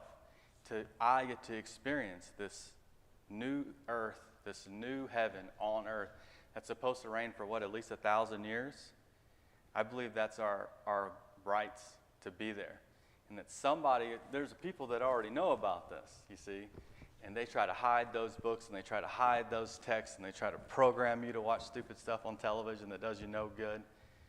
But the good thing is there's Christ, there's Mary energy out there, and all you have to do is have a real relationship with it, and so that you can never be deceived. They can't keep it from you. They got to put stuff in your food, they got to put stuff in our water, they put stuff in our air. Why? Because you are that powerful. You're that amazing. They have to do all of it to try to dumb you down, to try to water you down to the person that's something that you're not. But it's to your advantage, because the minute you realize you've been taken advantage of is the minute you can realize your own worth and who you really are. And that pulling yourself down like a rubber band, when you finally let go, you can shoot back up to a state of being and awareness that's far beyond our wildest dreams. And I think ancient books have always told about it, even though the Council of Nicaea got a hold of this Bible and tore it up with the King James Version.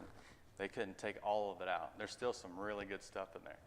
Don't let some of the division, because we obviously know from the Old and New Testament, there are a lot of things in there that actually contradict each other.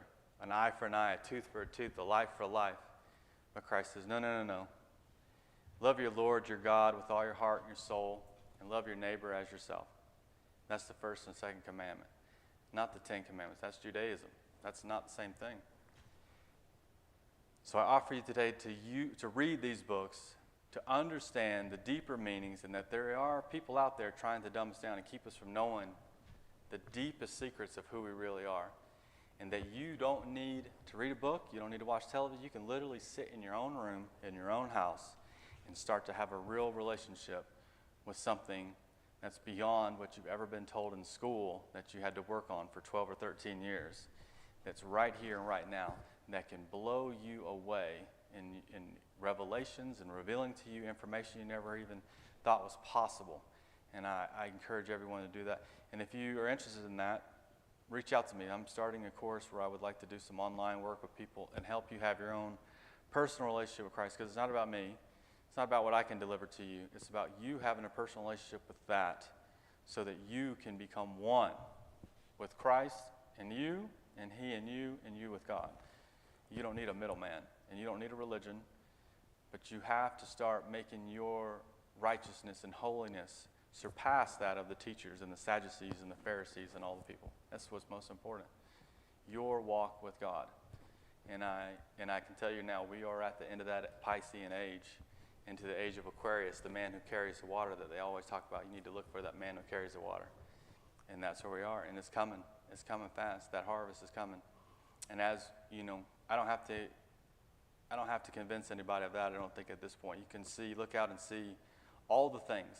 I'll leave you with this. One of the things that he says is when you look at a fig tree and you see the leaves and the things starting to sprout, you know it's about to be spring.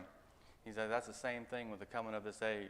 When you see the famine, destruction, the war, and all the stuff, then you know that it's coming too. Watch for the signs, and we see that. We know it. Not to be scared or be afraid, but to say, hallelujah, I'm ready. Thank you, guys. I appreciate y'all so much.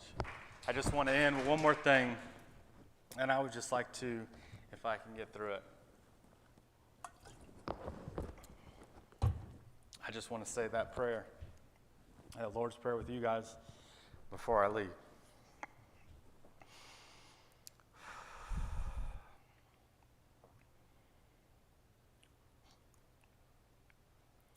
Our Father who art in heaven, hallowed be thy name.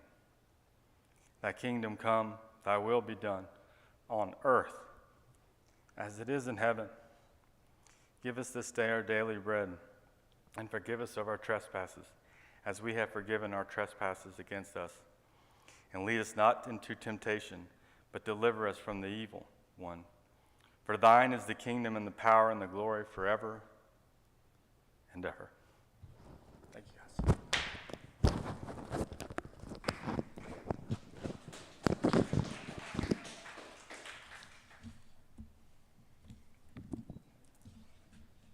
One day I'll do it without getting too emotional, I think. Maybe, I don't know.